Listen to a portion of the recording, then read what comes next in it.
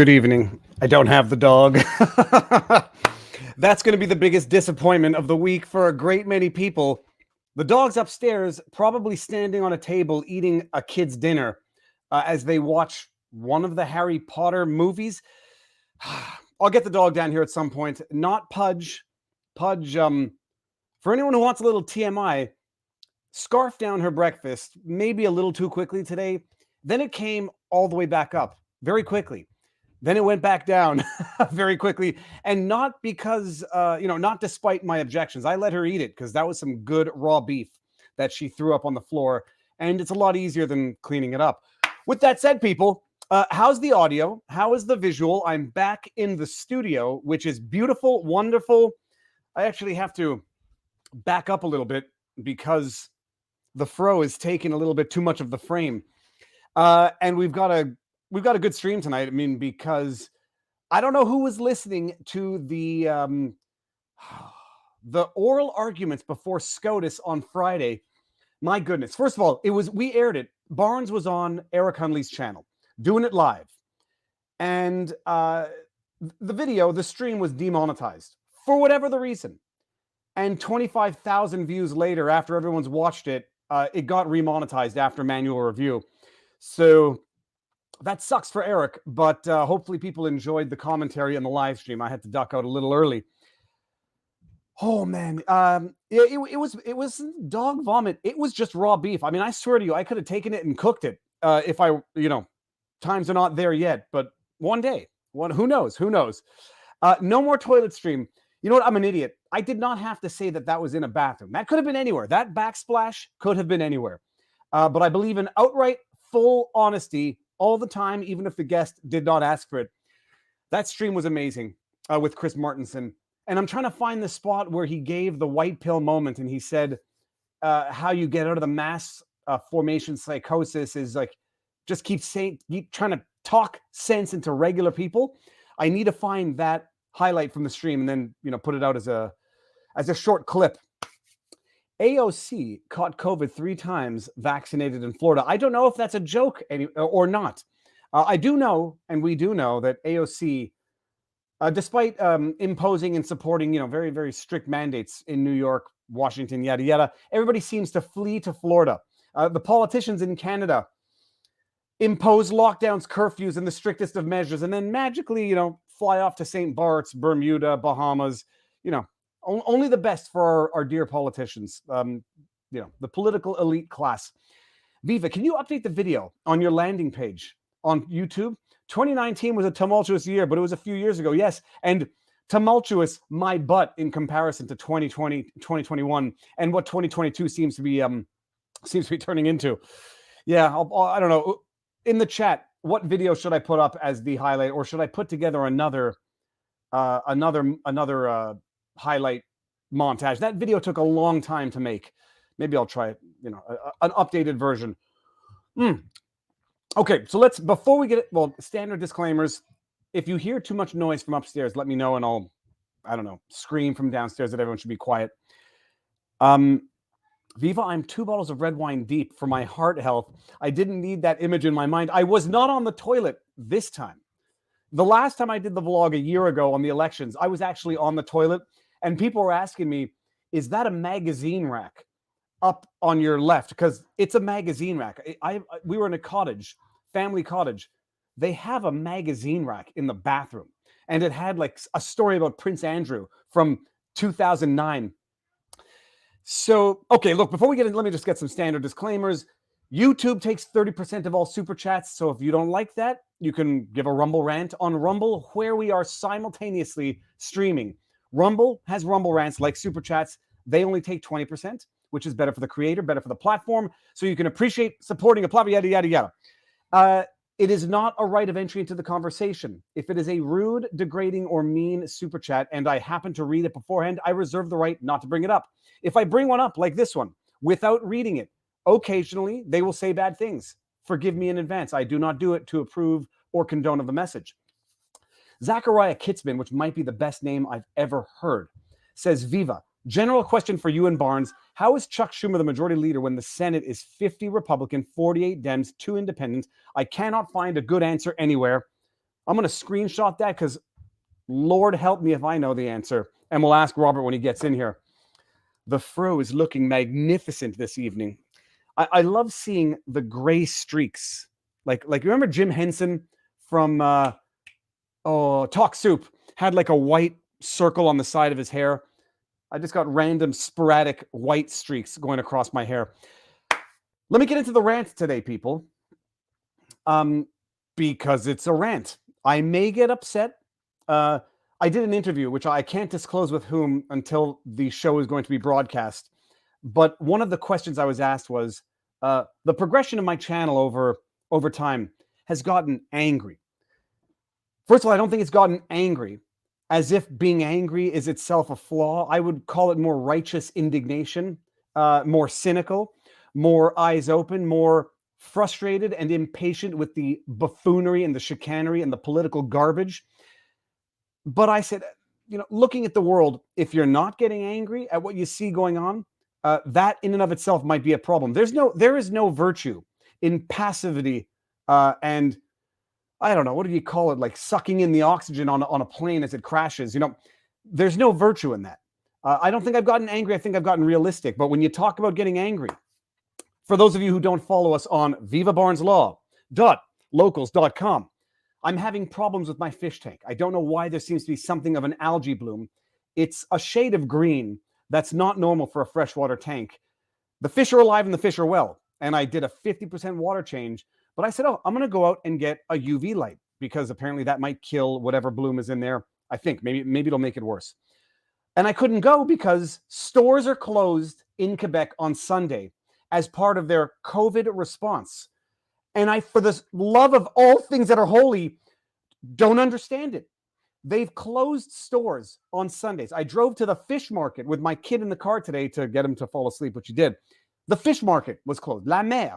It's a fish market closed on a Sunday. The grocery store closed on a Sunday. And I'm sitting there thinking, once upon a time, someone fact checked me on this. I think I was old and alive to remember when stores in Quebec were closed on Sundays for religious reasons. I'm certain I have memories of it. Born in 1979, so someone can fact check if this is a false memory or not. But I remember stores being closed on Sundays for religious reasons in Quebec in my lifetime. Since everything's been opened up on Sunday, because you have freedom to not be shut down by religion, but that's how powerful religion was in the province of Quebec once upon a time.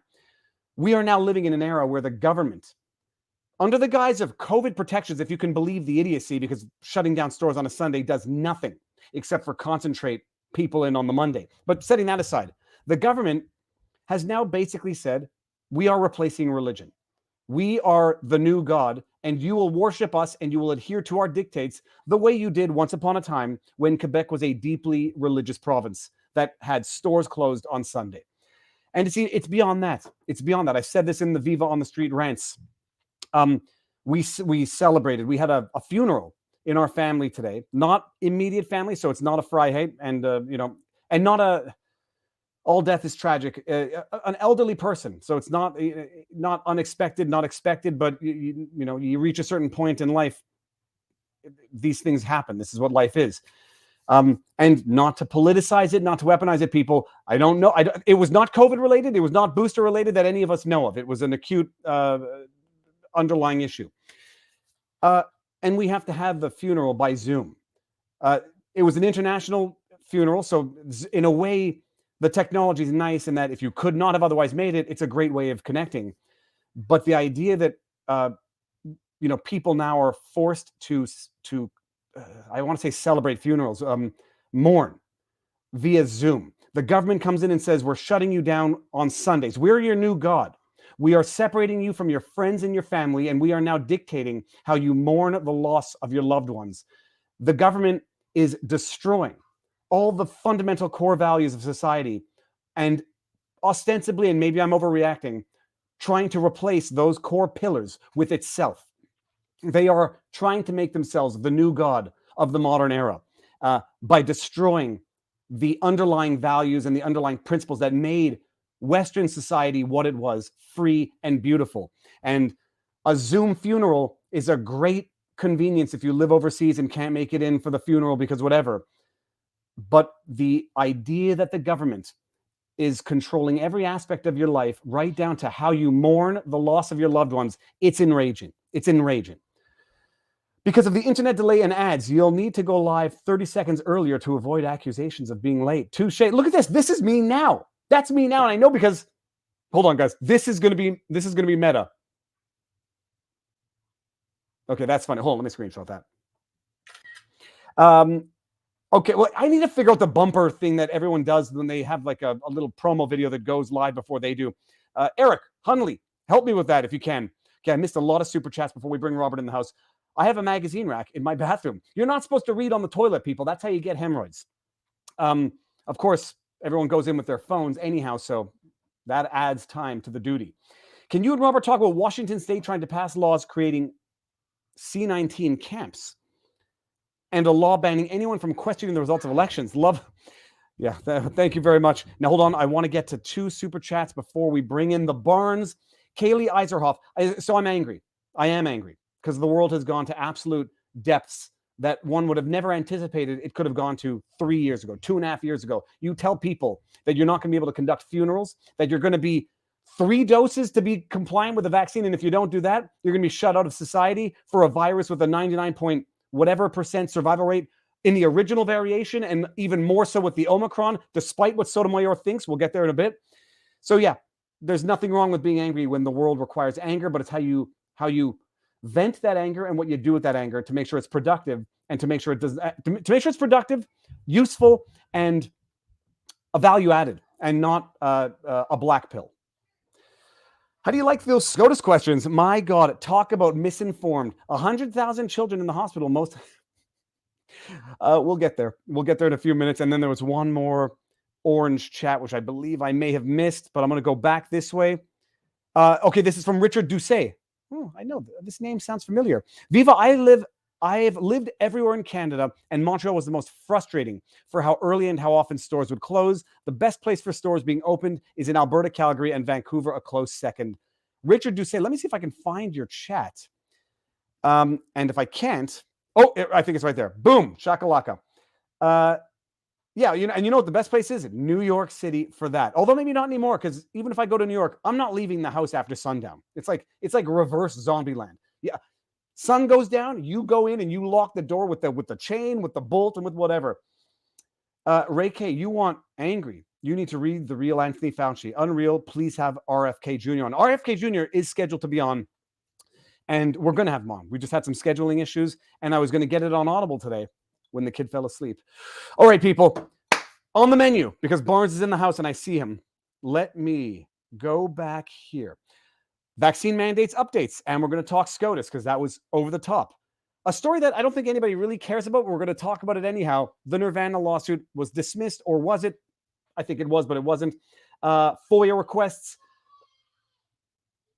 Okay, so that was not the movie. That was a kid upstairs. Vaccine passports in big cities. Judicial Watch. The January 6th cover-up. The Whitmer kidnapping plot takes more turns. Okay, and then some other interesting stuff. But we have to start with the one that I know is on everybody's minds. But in order to do that, we must, ladies and gentlemen, bring in the Barnes. Robert, how goes the battle? Good, mostly. Why? I've never heard you start with anything but good. Do you have a cold? Yeah, I may have picked up Omicron. Okay. So my voice may be a little off tonight. Okay, fine. Well, if you picked up Omicron, it's probably the best one to pick up. And it's going to lead to some serious memery in the chat. If anyone doesn't understand what Robert says, I will be his translator. Robert, before we even get started, what book do you have in the back? Damages 3 by David Ball. So it's a good book that covers the way jurors' minds really work. All right, and if you need to, we'll see how this goes. Okay, dude, you're gonna be fine. What are you drinking? That is a Grand Cru Glenfiddich. All right, and that is the ultimate elixir for the big O. Robert, we were on for a bit on Friday. I didn't get to hear all of the arguments, but they had 2 hearings on Friday. One was on the OSHA mandates. The other one was on the Medicare mandates, or the Medicaid mandates. The OSHA, I understand a little better than the Medicare or Medicaid. I'm not even sure what the right word is.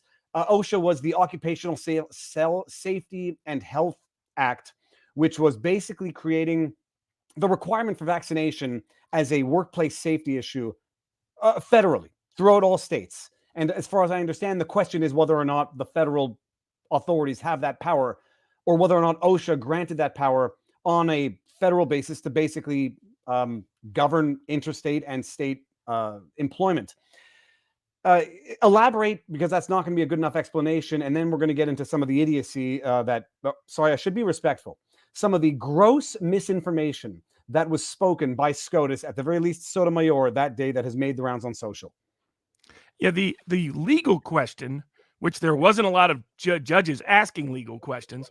The legal question was, does the federal government, the executive branch, and these particular agencies have the statutory and constitutional power to mandate vaccines, as it relates to the non-delegation doctrine, as it relates to the interstate commerce clause, as it relates to the rights reserved to the people of the states, as it relates to the federal government not having police power, though that apparently confused Sotomayor, didn't understand what that was. What? Federal government doesn't have police power? Of course they do. Apparently somebody skipped con law class altogether before she got on the bench. And whether or not so even if they had the constitutional power at the outset, did Congress give them this power by statute? Because this was not done congressionally or through the legislative branch. This was the executive branch unilaterally doing it. And then the third question was, even if Congress could give them that power, even if Congress did give them that power, did they execute that power in the manner consistent with the law in the Constitution, including the Administrative Procedures Act, which requires citizen petitions, notice and comment, opportunity for dissent, opportunity for democratic process, which they skipped all of in every single one of these mandates. And yet very few questions from the three liberal judges, particularly, about any of the legal issues. Their whole argument was, hey, it's an emergency. Throw out the law in the case of emergency. We should be here to debate policy. This is a scary, scary virus, and it's so scary. We think Justice Breyer thinks 750 million Americans got it yesterday, which would be a shock to most Americans, given that we don't have 750 million Americans. We have 330 million Americans. Justice Sotomayor said it's ravaging through the children. 100,000 of them are in the hospital right now from COVID, and most of them, they're on ventilators. They're about to die. There's about 100 that are in the hospital because of COVID. There's about 3,000 total that are in the hospital with COVID, but there is no 100. That's what Fauci admitted last week. Yeah, well, that's what I was going to say. Like the 780 million, whatever, that I could forgive or almost assume she meant 780,000, like when Joe Biden said however many 100 million people have been killed from whatever. Those types of mistakes, fine. But the 100,000 is not not a forgivable mistake, in the sense that that's not a misspeak. That's not a flub. That's clearly a plausible number if you are grossly misinformed. And yep, getting back to Fauci, who last week basically said, we don't even know, because we're not doing the distinction between hospitalized with versus hospitalized from COVID. But I mean, how does someone who's the decision maker of decision makers get so ill-informed? And the question that they were talking about on Tim Pool, evil or ignorance, I have to side with ignorance, because nobody wants to be embarrassed that badly in the position that she's in. But how does it get there? And where do you go from there? You could tell from their tone, their arrogant, contemptuous tone, that the facts were clearly on their side. And anyone who disagreed was an idiot. And unfortunately, these lawyers did not have either the interest or, chutzpah to fight back. I mean, because from the outset, when Breyer started saying, why should we grant a stay? This is a dangerous emergency. The comeback immediately should have been, every time this court makes a decision in deference to the executive branch in the name of an emergency, it makes horrendous decisions, infamous decisions. That's what led to Buck v. Bell, that they forced sterilizations. That's what led, in part, to forced segregation by the same court that approved fines for vaccination. But it's really also what led to forced detention camps.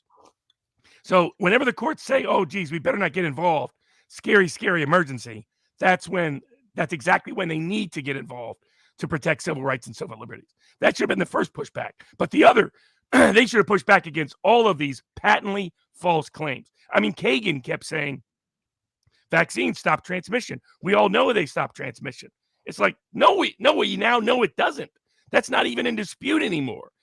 Especially with the Omicron variant, it has no impact or well, it may have an impact, but a small one. It does not stop it by any stretch. So they just wanted to badger everybody that we better just screw the law. This is a scary, scary emergency. Let Biden do whatever he wants. End of story. And it shows how frightening the courts can be in cases of emergency and where the liberal justices are these days, because they were wrong on the facts, wrong on the law. But the most disturbing thing was here they are making legal decisions and not asking hardly any legal questions. And by the way, I think when you said the shoot spot, I think you meant you got to get the roll, the throat, but maybe you have a sore throat, so don't do it. It'll make it worse. Okay, so now, I mean, if we back it up to the bottom line of the legal issues, you have OSHA. Explain to the world, and maybe even to SCOTUS if they're listening, what is OSHA? What was intended to be the scope, application, and limitations of OSHA? It was supposed to be to make sure employers keep their employment settings safe for businesses that are in interstate commerce. That's it.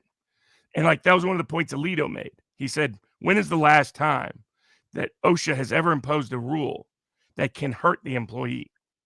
Because he got them to admit the vaccine, that can hurt them at least some of the time. Some people will be hurt by the vaccine. He goes, well, what's the last rule you ever put in where the employee could be hurt by the vaccine? Thomas raised, he goes, maybe this is not even that effective. How do we know how effective it is? So, but that's all. OSHA has a very limited space.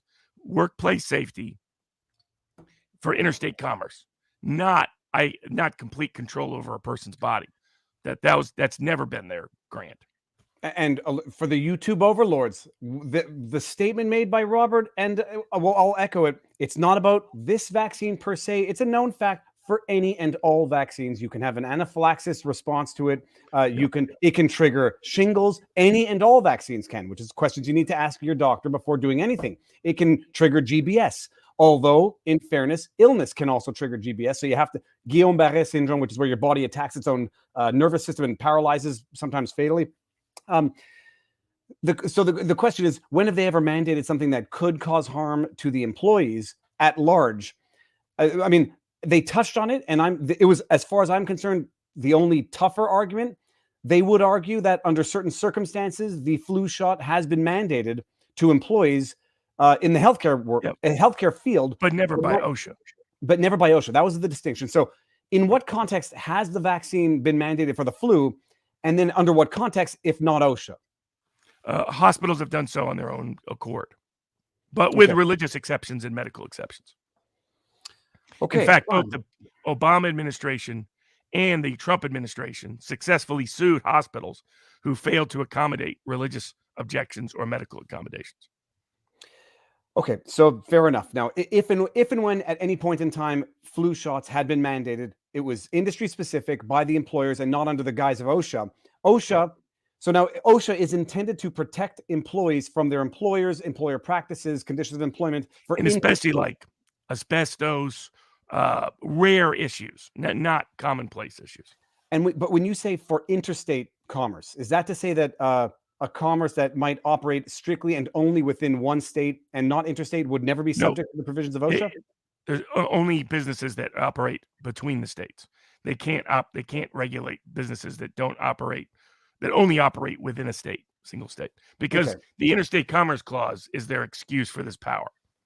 Arguably, it's a complete abuse of the Interstate Commerce Clause, but that's where we're at. Okay, and so that's the essence of OSHA. They are now, as in the government is coming in, issuing an executive order or directive under OSHA, basically governing all employees and all employers across the country. The argument is going to be, and the argument was, why hasn't Congress done it? And did Congress ignore doing it, or did they refuse to do it? It somehow didn't come up. Breyer made the point that Congress had not acted. The Senate has acted. It said the mandates are illegal. So it was something that surprised me that it didn't come up, because it should have come up. The Senate has voted. Now the House hasn't voted, so it's not binding legislation. But the Senate's made clear what they believe. These mandates are not legal. And so everybody knows what's happening here. It's not like there's any real doubts about what Congress's mindset is, and they're just pretending otherwise. Unvaxxed Canadians can't enter the U.S. Does anybody know this? Will this change? I don't know. I would call the border, see what they have to say. Okay, so for anybody who listened to it, the Q&A period was very interesting. On the one hand, I'll say, not from a legal perspective, but from a strategic perspective, listening to the judges ask the questions. On the one hand, and I did notice this was divided, in my view, the traditional liberal judges, when they asked a question, it was as though it was a leading question to the attorney to get them to offer the information they wanted to offer. And when it was the conservative judges or the right judges, it was as though it was a question to the other judges to let them know why they're wrong. Also sort of to needle on the lawyers to say what they wanted to say. I mean, what was your impression of the questions coming from the judges in terms of what it indicated, in terms of where they're going and where their general knowledge of the subject is? Well, if you just saw a drawing of the court, you would see that three justices had no mask on because every justice is triple vaxxed.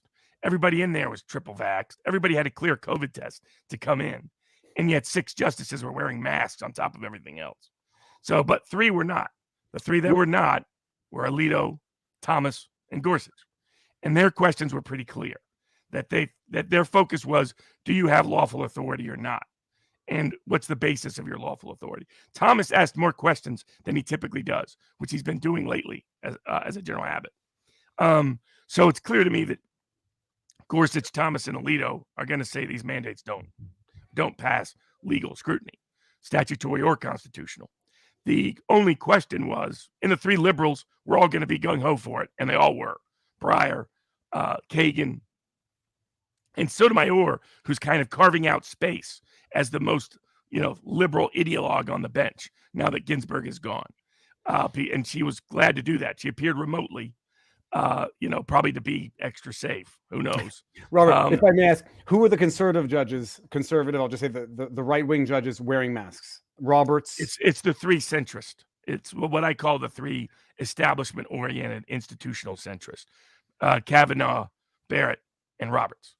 And it's not a surprise, but it was interesting how symbolically significant that was. That coming into this hearing, particularly, you would have that division.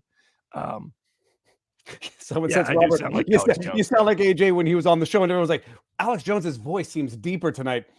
Okay, so look, we heard the questions. A lot of people are saying, is there, I'm not trying to pick on Sotomayor, but you can't avoid it. A lot of people are saying, is there nothing the general population can do, given the apparent monumental ignorance of the highest court justices of the land? Is there nothing the public can do other than, gawk at the insanity of some of the questions these judges asked? Well, I think Sotomayor did not expect the blowback she got because she was so egregiously wrong. The Washington Post made fun of her. So that I'm sure she didn't expect. And that did severe damage to their argument. Sotomayor just made rhetorical arguments like the Solicitor General did. It was all about, this is a great policy. Who cares about the law? Pretend the law allows it.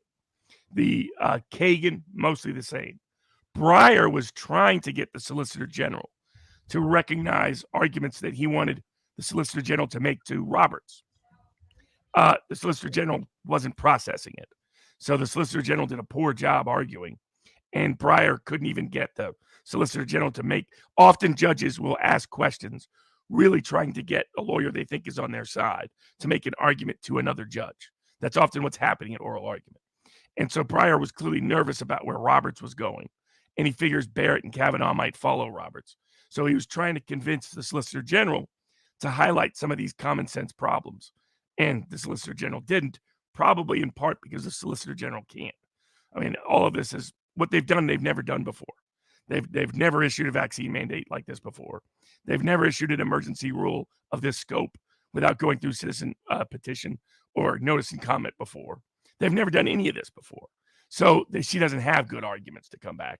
And you dig into the facts aren't good either. So that's why Sotomayor is making them up. Breyer's making them up. Kagan's making them up. You look at the questions from Roberts, Barrett, and Kavanaugh. They were all focused on, isn't this a little too much? And so that's why I think it's going to be 5-4, 6-3 to strike down Biden's mandates.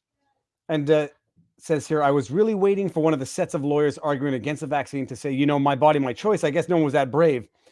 But it's like I have an open mind. I don't come in with preconceived notions as relates to the judges, primarily because I don't even know offhand necessarily which ones are liberal, which ones are conservative, which ones are centrist. But the questions and the hyperbole coming from the judges was what you would expect to hear from a bad lawyer, not from the highest decision makers in the world, in the country. And it's hyperbolic and it's grotesquely ignorant. And it's the highest, allegedly supposed to be the most informed, most educated people in the land who are going to be making these decisions for the rest of the world. For the rest of the country. But and to some degree, the rest of the world's probably going to follow. That's look. We're already beyond that in Canada. You're going to need the proof of vaccination to go to the SAQ, to the liquor store as of January 18th. So you're going to have a lot of people loading up beforehand. But I mean, this is not a rhetorical question. Did their conduct during that hearing potentially irreparably harm whatever was left of the dignity of the Supreme Court? I think of the people who listened to it, it was shocking. I mean, it wasn't a surprise to me. I'd been trying to argue all along that politics is what motivates these kind of decisions, not the law. And I always got pushback from lawyers and others on it. They got to see in full display. This was a classic example of that. Where were the legal questions from Kagan? Where were the legal questions from Breyer? Where were the legal questions from Sotomayor? There were pretty much none. Almost every question was about the politics of the policy. That's it. And so so people that were not familiar with that or didn't realize that were kind of shocked into recognizing it. And then there was a double layer of it when they realized just how dumb most judges are. This has always been true. Judges are old people that live in isolated places. And I say this as someone who has family and friends that are on the court. Well, and so there's some exceptions, but they're rare. And I won't get anybody into trouble as to who told me this in my life. But typically the lawyers that become judges do it because it's a pay jump. It's a stature jump. And so in a way, like the lawyer who's the top litigator of a firm making $1 million, $1.5 million a year is not necessarily going to accept a demotion effectively to $250,000 a year to be a judge. And so although the SCOTUS has its stature, so people want that for the stature, which itself becomes a corrupting, motivating factor. But now I just want to say this: interstate commerce in the meaning of all the semi-truck drivers. I mean, I presume this would apply to truck drivers. Well, they were trying to do it, but a bunch of truck drivers were going to quit, so they backed off. Okay. There's not that many good truck drivers, as the Colorado case reminded everybody. That's a true profession. I mean, those are people that you need to be really skilled at what you do. Otherwise, you get questionable people doing it. No, well, skilled and dedicated, because the life is a tough life to be away from your family for endless periods of time. If you have a family, it's a tough job. I don't think I would be able to do it myself.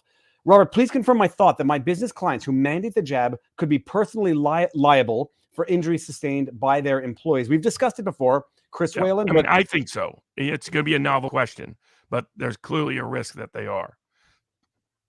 Okay, now I wanted to find, I saw a red super chat, and I believe I know by the avatar who it is. So give me 30 seconds to see if I can find it.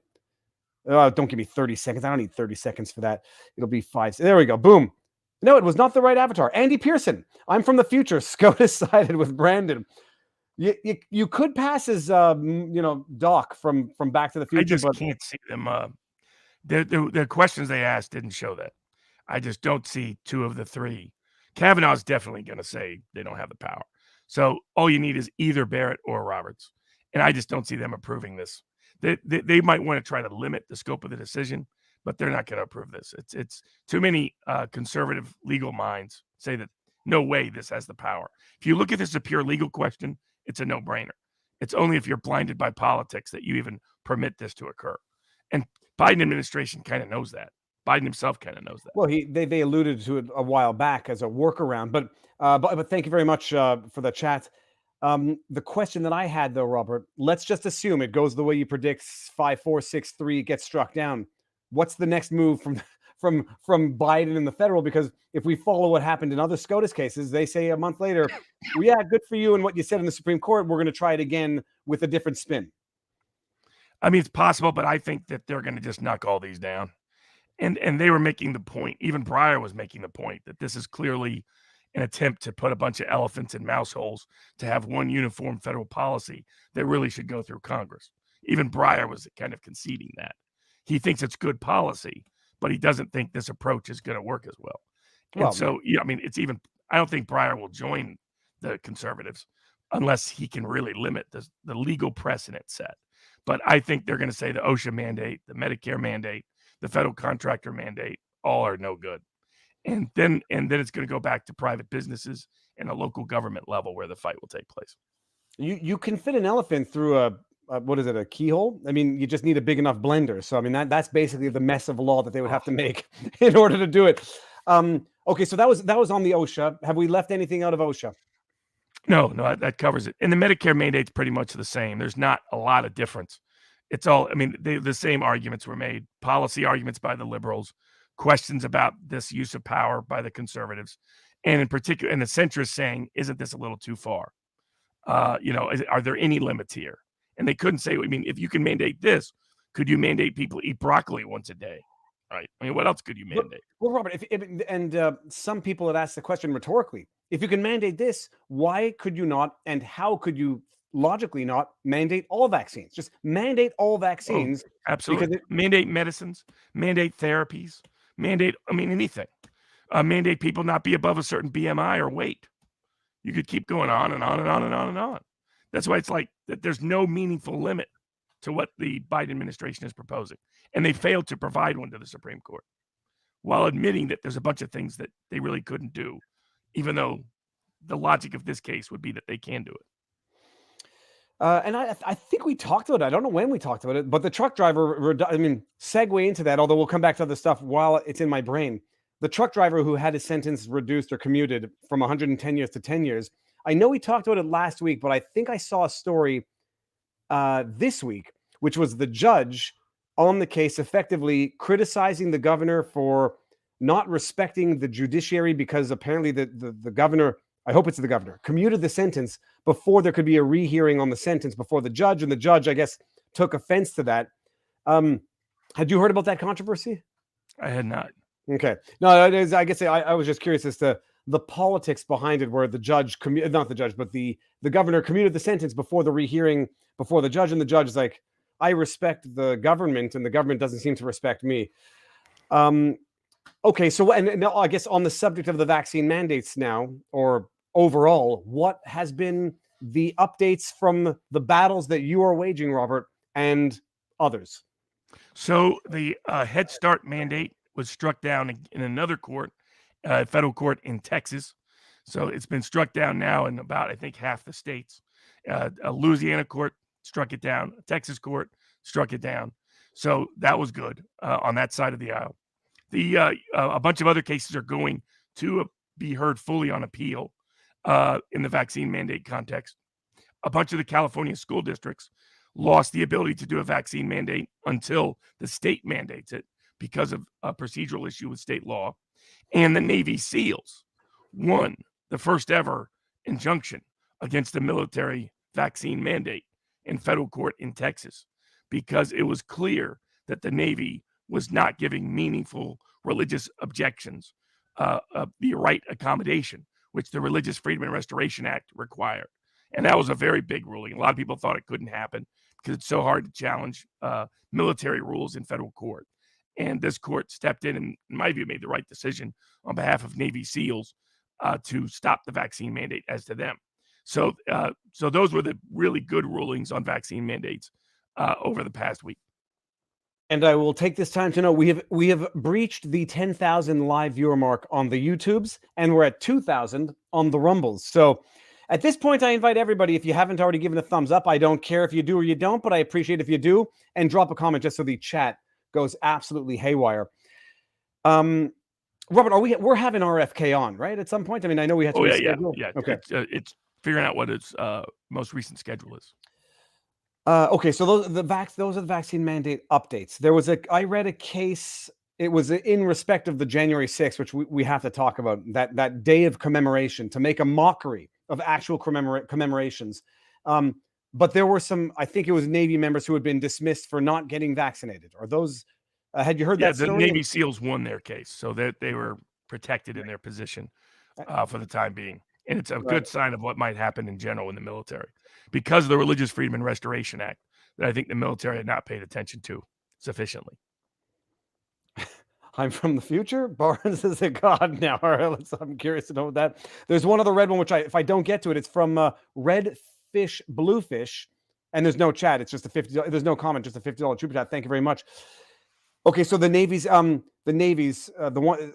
story that I read about 12 or however many being dismissed for refusing to take the vax. Good news for them, I guess. And they're not going to go after them for the cost of their training for being dismissed for not taking the vax. Because I remember we talked about that a while back. Yeah. Robert, they backed off of that. Can we talk about? I mean, I put out a video on January 6th, the commemoration of the day that will live in infamy. And I mean, it's a good time just to do an update and a follow up on what's been going on with the people who remain incarcerated. But at the risk of asking the obvious, Robert, what's your impression of the commemoration in Congress of that day and the overall? I don't want to load the question with hyping it up. What's your impression of the commemoration that we saw last week on January 6th? Well, it's kind of parallel to vaccine mandate hearings at the Supreme Court. You have the reality of the way things are actually shaping up if you look at the facts on the ground versus the narrative, the myth that's being propagated by the press. And just as Sotomayor had this myth of everybody's dying and the kids are dying and all the rest, the mythical narrative of January 6th is still the insurrection that almost happened, that has to be remedied, that we should, look at like the second coming of the Civil War and 9/11. And the reality is it's none of those things, of course. Nobody's been charged with insurrection. There's more people filing frivolous lawsuits against everybody. More evidence that, in fact, Capitol Police, some of the other people that died that day, may not have been from natural causes. It may have been the Capitol Police killed them, and they covered it up. And thanks to the good work of Tom Fitton at Judicial Watch, they've used the Freedom of Information Act to uncover more and more evidence, because there's 14,000 hours of video evidence the government's trying to hide from the world, including from the defendants themselves. And it appears the reason for that is not only a lot of informants being part of the process, but that the Capitol Police behaved in a very illicit manner, and was just violently bringing people in and beating the daylights out of them for kicks and giggles, effectively. Including women, older women, things like that. That now we're starting to find out why they hid and covered a lot of this up. That the only really violent people that day were actually the Capitol Police, not the people who are accused of being the insurrectionists. I'm going to post a link to the video that I put out on Jan 6 because for some reason I don't blame algorithms. It was curious that it hit a certain immediate drop off. But Joy Ann Reid tweeting out the New York Times reporting on this, ignoring the New York Times falsely claiming that Brian Sicknick was killed by Trump supporters. And I don't blame them for getting it wrong.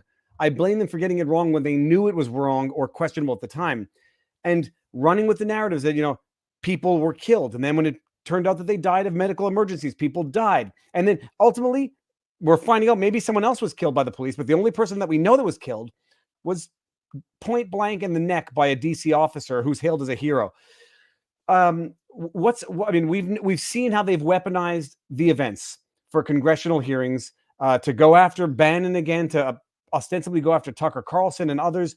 Who have they now gotten in their targets for this congressional committee that seems to have limitless power to investigate for legislative purposes? So they've gone after liberal media people, conservative media people. Alex Jones is fighting it. A bunch of other people are fighting it.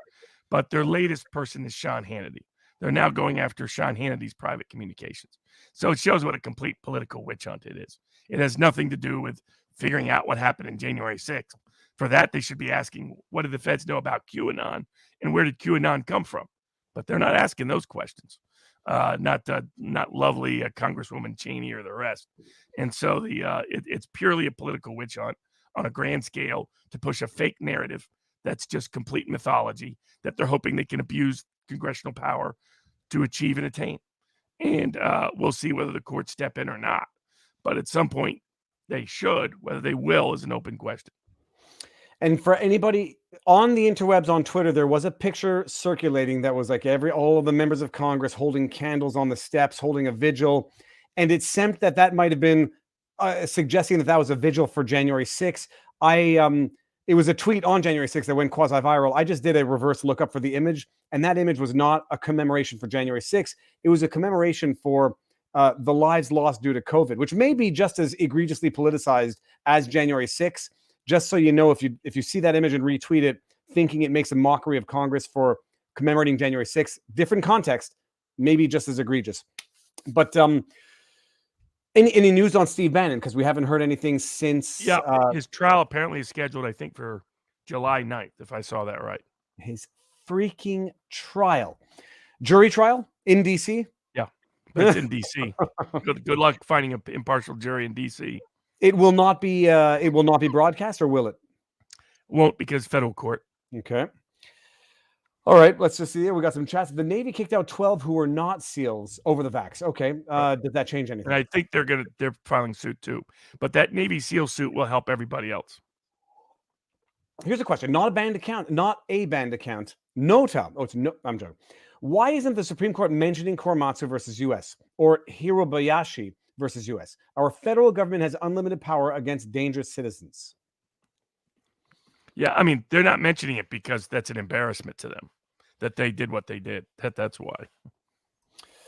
All right, I'll bring up some chats before we get into our next subject. Would you all help me sue the Never-Ending Story for false advertisement? I believe you stole that joke, chain-breaking sage, from The Simpsons. Lionel Hutz said that in one of the episodes, if I'm not mistaken, and I'm not mistaken. Is the ongoing insurrection narrative a way to keep Trump off the presidential ballot? Well, you can see, I mean, that's partially probably why Trump is now suing the New York Attorney General, because the New York Attorney General just won't quit harassing him. And so brought suit on First Amendment and Fourth Amendment grounds that, and to some degree, Fifth Amendment grounds, that he's being deprived of due process, that he's being targeted for political reasons, that this is not a case of, somebody following a criminal investigation. This is someone who kept promising, I'm going to use all of my power to harass my political opponents. And are the courts going to allow that to happen willy-nilly? It's not supposed to be the case. That's a abuse of prosecutorial power to target your political opponents for it. And this AG has admitted that's exactly what she's doing. That the lawsuit goes through the over 100 times that she has publicly admitted that's precisely what she's doing and what she's going to continue doing. For those of us, myself included, who are not familiar with this particular lawsuit, give us the overview. Trump is suing the Attorney General? Yes, the Attorney General of New York on the grounds that to enjoin future subpoenas and any other discovery action by the Attorney General on the grounds that what the Attorney General is doing is politically weaponizing her power for personal, political, partisan purposes, based on her own public statements to that effect. Logistically, on such a lawsuit of nature, I mean, how do you even hope to succeed on that? Because if hypothetically the Attorney General discovers a legit cause for action, and you're basically asking the court to issue an injunction to prohibit conduct, which might be justified given a change in future circumstance. So, nature-wise, I mean, how does that lawsuit even have a chance of success? It's to what degree do courts permit the constant, continuous harassment? The court can stop certain subpoenas for now without getting into any prospective subpoena. But what they want is, like, you have a prosecutor that's publicly saying, I'm going to weaponize all of my power to target someone politically. It's pretty rare that you've ever seen this. So there is supposed to be a judicial remedy since it's a civil rights violation. The question is whether the courts will step in or not, because they tried to avoid stepping into these cases. And hypothetically, I know people are asking the question, how does an attorney general get removed from his or her position of power? Is it impeachment or is it election? It would be impeachment or election, yeah. She's not being good. I mean, going after they, Trump. They love it. That's how she got elected. She got elected on, hey, I'm gonna weaponize this to target Trump. And everybody celebrated it. I won't read this one out loud, but I can appreciate the sentiment with the thorough, jagged red pill that I've taken through all orifices of my body, Stephen Cannon. And speaking of, let's go with the red pill that I'm familiar with, that I have had my eyes open to from January 6th exploitation, arguable potential. If it's not a setup, it's weaponizing, but it might even be a setup. Whitmer's kidnapping plot is still following more of the same that we've been covering for a while. I mean, I don't understand the new developments compared to the last developments. The defendants have filed a motion to dismiss the indictment before the same judge who already sentenced Ty Garbin to 6 years in jail, alleging entrapment. Now they, from what I understood from the article that you sent me, Robert, the latest developments are that they're going to argue for entrapment, and they've raised a bunch of text messages between FBI agents and the informants, correspondence illustrating the fact that the FBI and the informants were the ones planting the seeds of this plot in the minds of people who, by all accounts, had neither the intention, the desire, nor the faculties to carry it out. And I think we're talking about an individual who I'm not saying this to make fun of anybody, people, who they've dubbed Captain Autism, who is supposed to be the mastermind of this plot, who by all accounts, by everyone's account, involved in this plot, obviously did not have the mental faculties to carry out this plot. I just don't understand this new line of attack or new line of defense in the lawsuit compared to what they've already presented to the judge. Has the judge dismissed the motion to dismiss the indictment, and this is the defense on the merits? What is the context of this argument of entrapment? It's just more facts, and that the number 2 person they said that was really running the plan to kidnap was someone they internally joked about being Captain Autism. And their point being that this is not someone who's capable of coming up with a plot. And so it makes it even more absurd and a joke what the entire criminal prosecution is about. That at this stage, when the leader of it is someone their FBI agents themselves are joining in the joking about.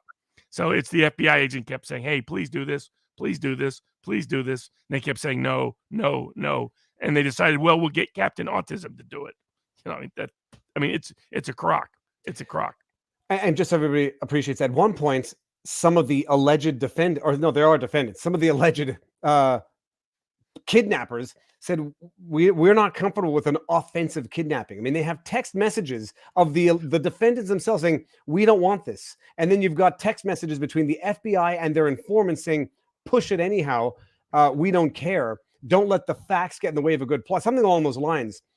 Who is going to ultimately adjudicate on this? The judge is going to dismiss the motion. Judge first, and the jury. If the judge is probably too much of a wuss to roll on it substantively, so it'll probably be up to the jury. I don't believe Bob Saget passed away. Now, I believe I know these memes when they come up in chats, and I saw, except for the one of Betty White, like everyone's like, rest in peace, Sylvester Stallone and whatever. And then they said the same thing for Betty White, and she actually passed away. Okay, so what's going on? Stop it, people. Although if you paid $5 for a meme, here you go. Enjoy it. Oy. Okay, so January 6th appears to be something of a, let's not call it a setup, but it was exploited. It might have been a setup. The Whitmer plot might have been a setup, was definitely exploited, and we'll see where these things go. What does this segue us into naturally, Robert? You have a better mind than I do. Let's see. What would be a good segue?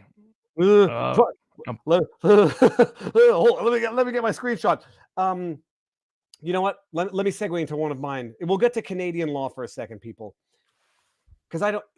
Speaking of righteous indignation and anger, the vlog I put out today, which was Justin Trudeau using terminology, which if you are a victim of an act, a deliberate act of a deliberate downing of a passenger airline, and you hear the leader of a free nation referring to it as a disaster, as a tragedy, and on the 2-year anniversary, for those of you who don't know, January 8th, 2020, the Iranian regime downed a passenger airline flying out of Tehran airport to Kiev. I think I'm saying it right, to Ukraine.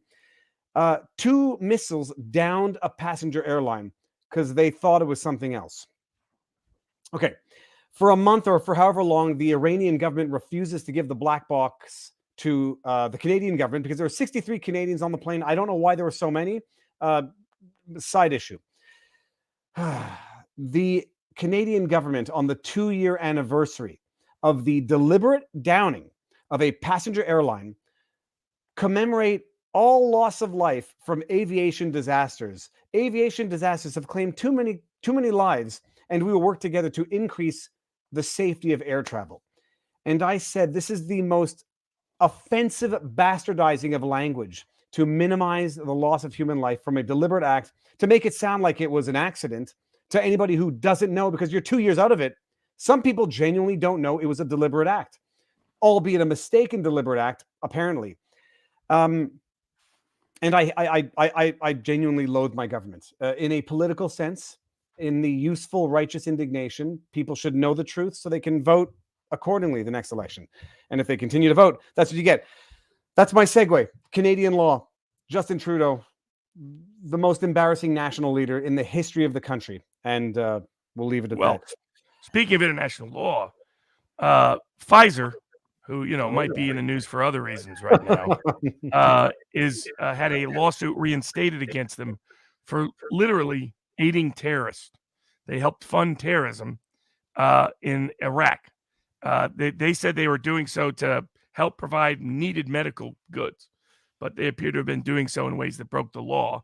And it was actually the D.C. Circuit reinstated the lawsuit against Pfizer for their activities. Just a little reminder, useful reminder, at who and what Pfizer really is. It was Pfizer and AstraZeneca. I think. How does it work? I mean, on a factual level, I don't know too much of the detail, but how do they get accused of funding terrorism? They're a pharmaceutical company. There's no question they did.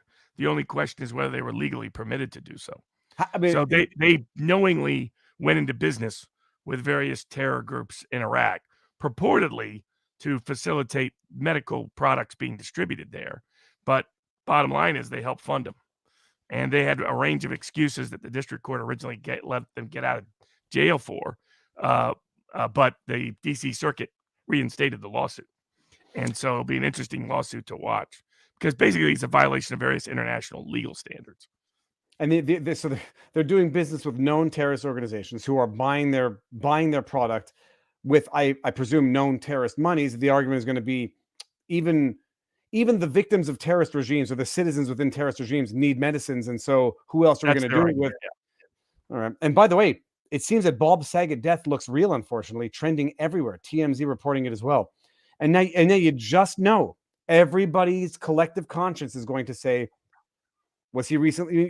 People are going to ask the questions, and I'm not going to ask it, but everybody. You mean what was the timing related to a what certain? What was the timing? Did something happen? Was everyone is? Yeah. This is the reality: is people die all the time. Look it up for Hank Aaron. Look it up for a lot of people.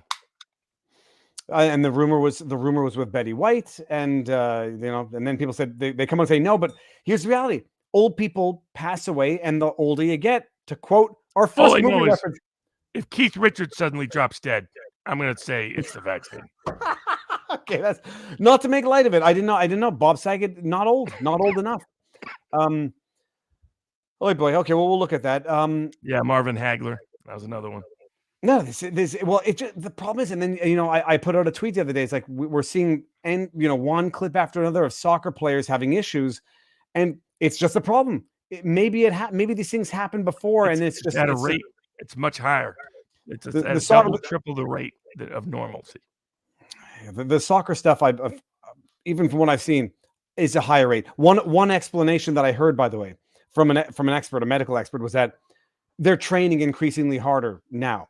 They're playing more games. The sport now is more exerting on the heart than it was 10 years ago. So it only makes sense. But more so than 2 years ago and 3 years ago. He passed away in Florida. Okay. And now, Robert, speaking of another issue, what was it? I had a good segue from this one, which was trusting a company that you can't trust. Oh gosh, darn it! I got to go to our list. I've lost my mind. So hold on. Actually, no. That was it. The reviving of the lawsuit. How did the lawsuit get dismissed, and how does it get revived? And yeah, I mean, how did it get dismissed in the first place to get revived, and what was the term of revival? It was dismissed by the district court in the District of Columbia, and the Court of Appeals for the District of Columbia reinstated it and said that they did state a legal claim that this is a kind of a fact issue for discovery in the jury, whether they broke the law or not.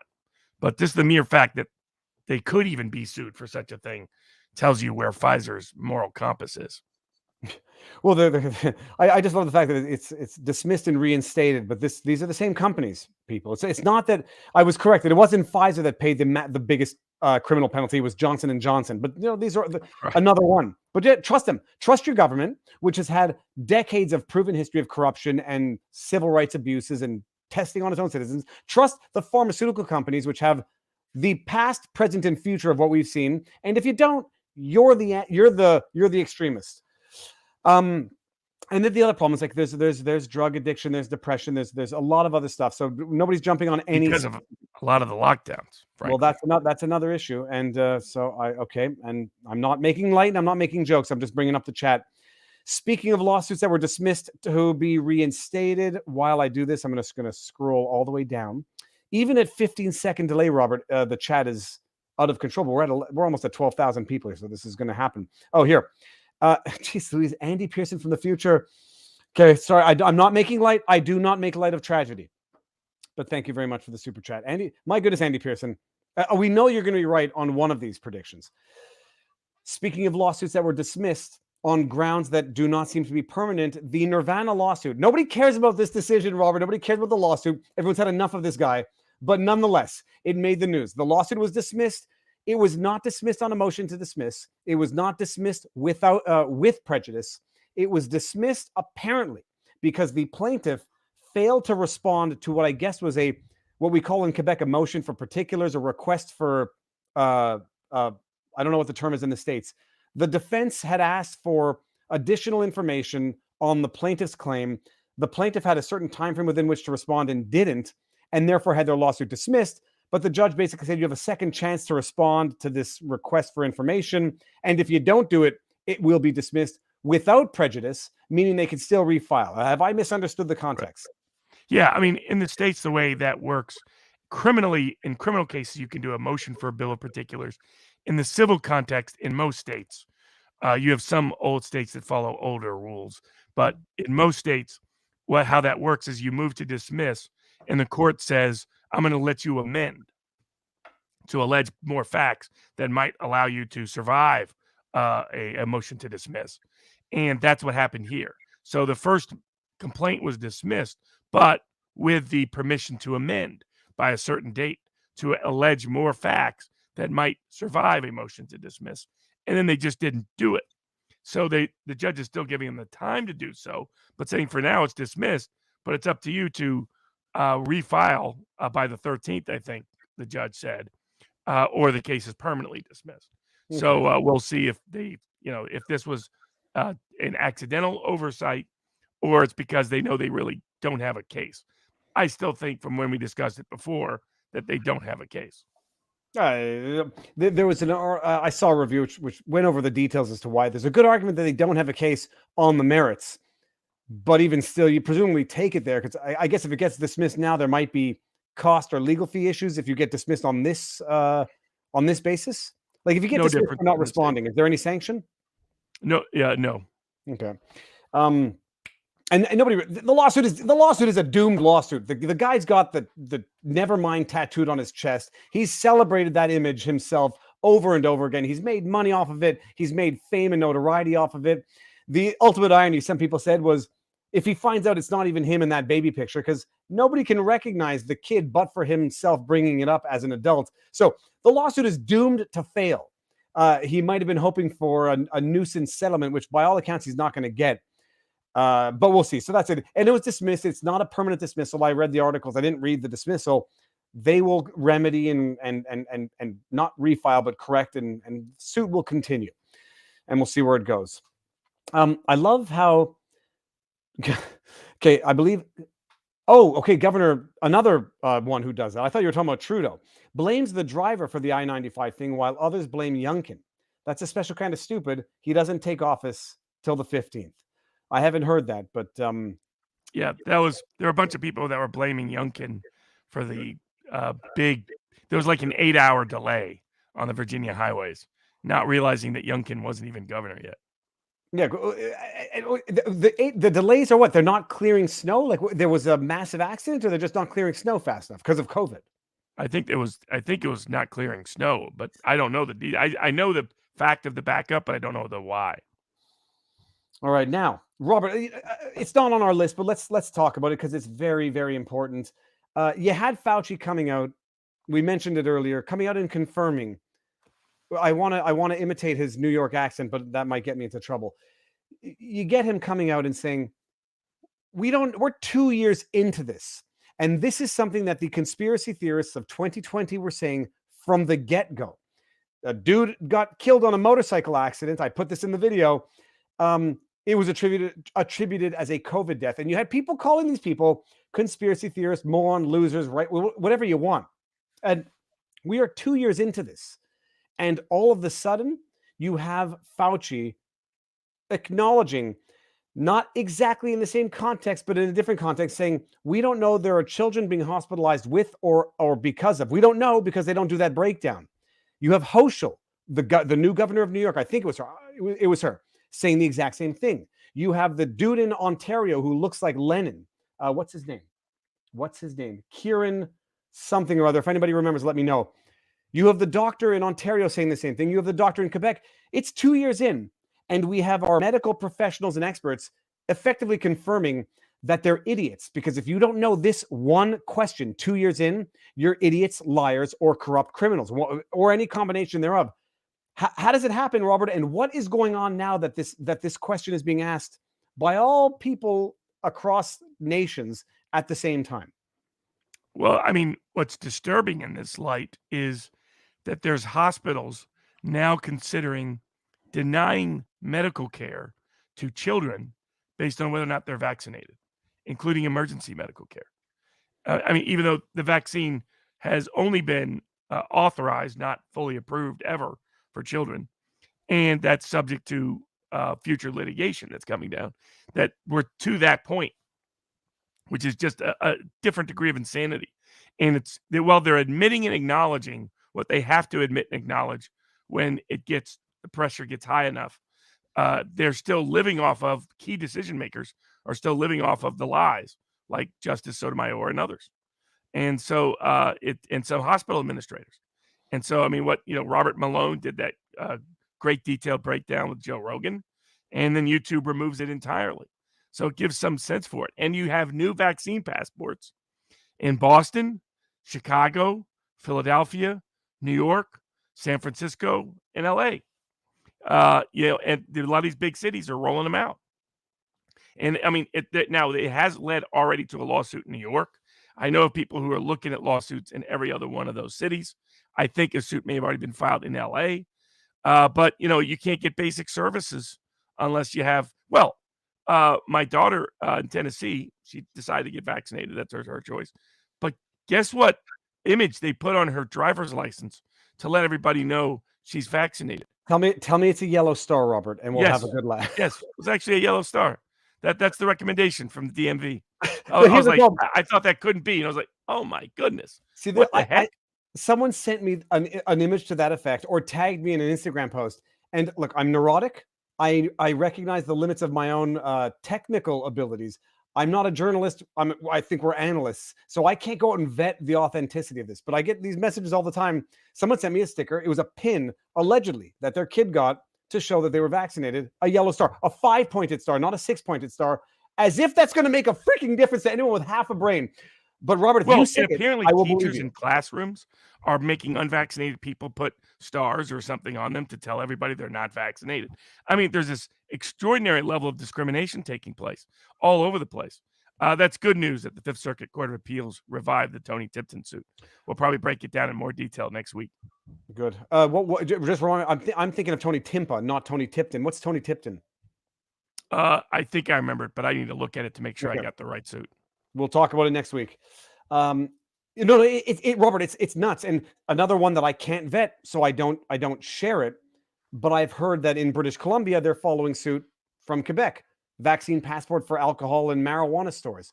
And you know damn well what they're doing. This is not about policy anymore. This is about targeting the remaining demographic who may not be vaccinated, vaccinated. Look at Macron.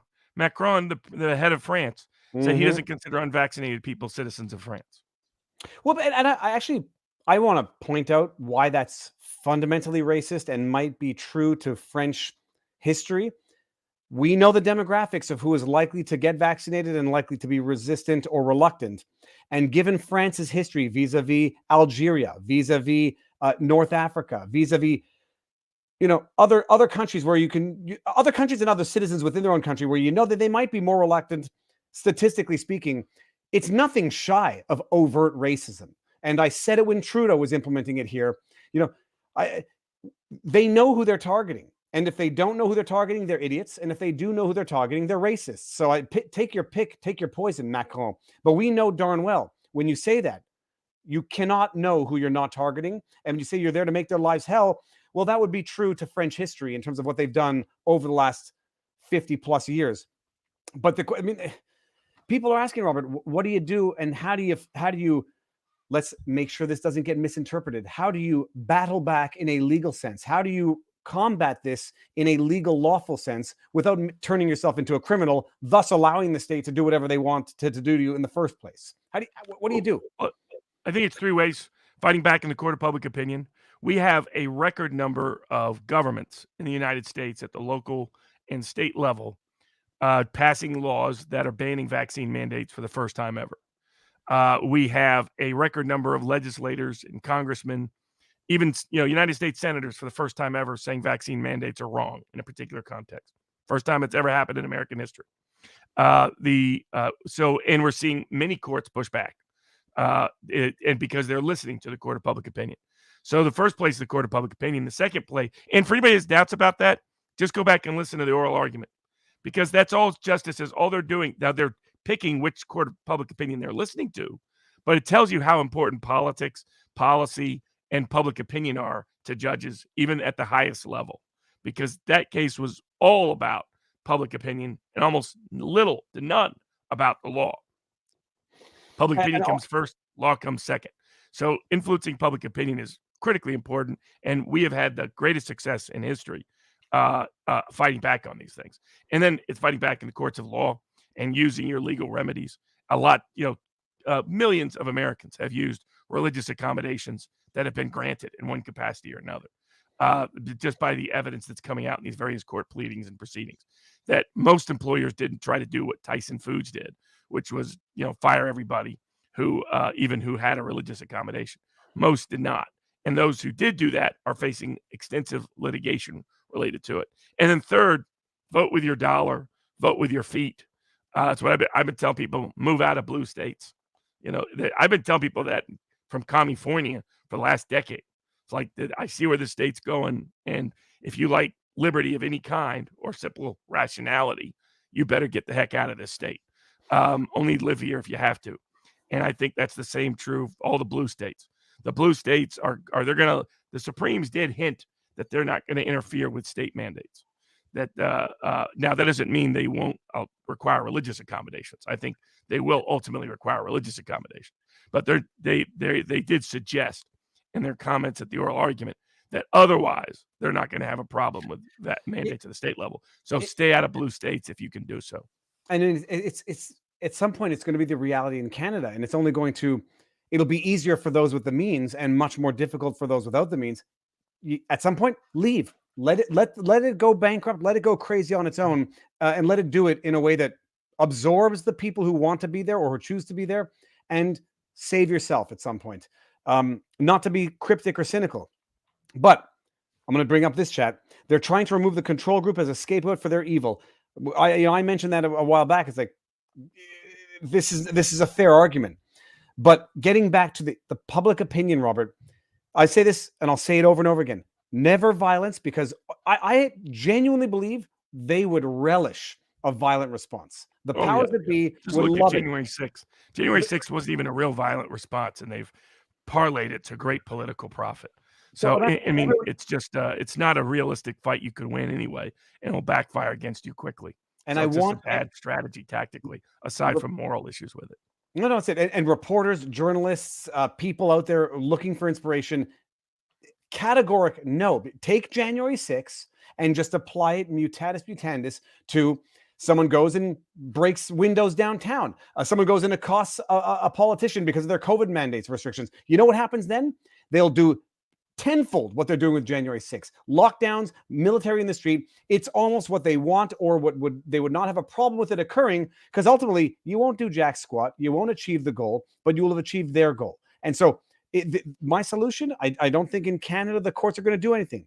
public opinion, mercilessly mock the idiot politicians for their idiot dictates. Closing stores on Sunday to battle COVID, mock them for the gods that they think they are. And curfew from 10 to 5, mock them. For having outlawed walking dogs during curfew, but only to retract it 24 hours later because of public pressure, mock them. Because when the public sees the naked emperor, they're going to know that not only are they naked, but they're not attractive when they're naked. And it's going to and mock them and mock them and mock them. Because anything in terms of real violence or real threats is exactly what they want. They'll exploit it the way they've exploited January 6th, the way they've weaponized incidents that they might have fabricated in the first place. So don't cave into that. Courts, if they're amenable, if they're not amenable, public mockery. And what did Martinson say? He said, just talk to people and get them to awaken, in a sense. He said it much better than I did, and I wanted to find it, but that's how you do it. I mean, and it's a long process because we've done a lot of damage, and it's going to take a lot of time to come back. But when the pendulum starts swinging back, it swings back fast. Well, I mean, as an example is Aaron Siri and Del Bigtree brought a lawsuit against the FDA to disclose under the Freedom of Information Act all the records related to the approval of the Pfizer COVID-19 vaccine. And the FDA originally said they needed 55 years. And they said, hold on a second. Years. Nope, we actually need 75 years. And the court said, nope, you got 8 months. And you're going to have to disclose 55,000 pages of documents every month for the next 8 months. And so that's going to be very helpful and revelatory. And so that's another way people are productively, constructively fighting back to get information and education out to the public so that you don't end up sounding as dumb and as idiotic as a Supreme Court justice like Sotomayor.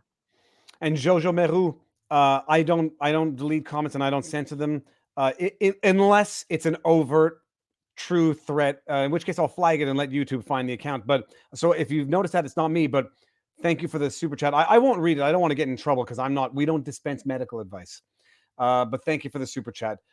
You know, we're gonna on va les emmerder. We're gonna make their lives hell. We're gonna emmerde is like to turn to shit is what I'm not swearing. That's just what emmerder means, because merde in French is shit. Okay, is it a coincidence that all of these measures are similar to Robert?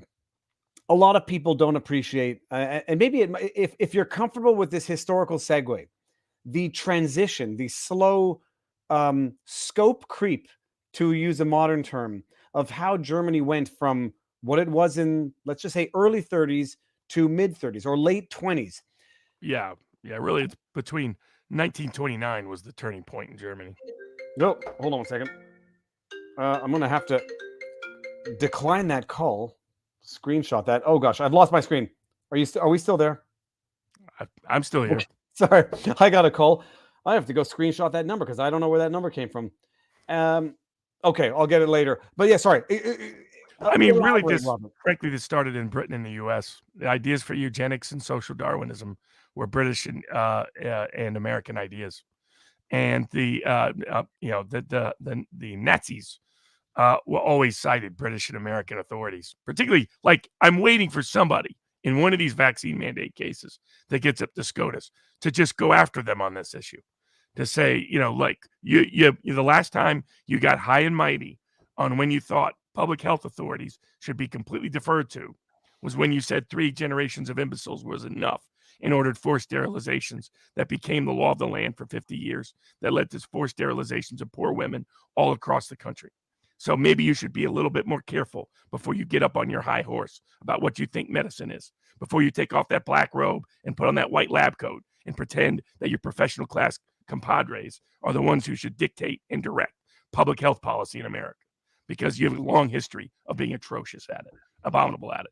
The ideas for eugenics came from America. The Nazis copied American laws and American policies and American principles, and their number one source of authority was the Supreme Court of the United States. And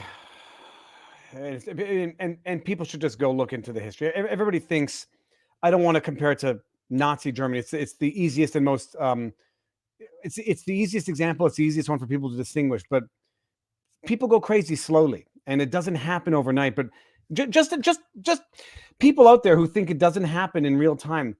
2 years ago, it was 2 weeks to flatten the curve, and at the time we were there, Robert. There was like, oh, they'll never make masks mandatory.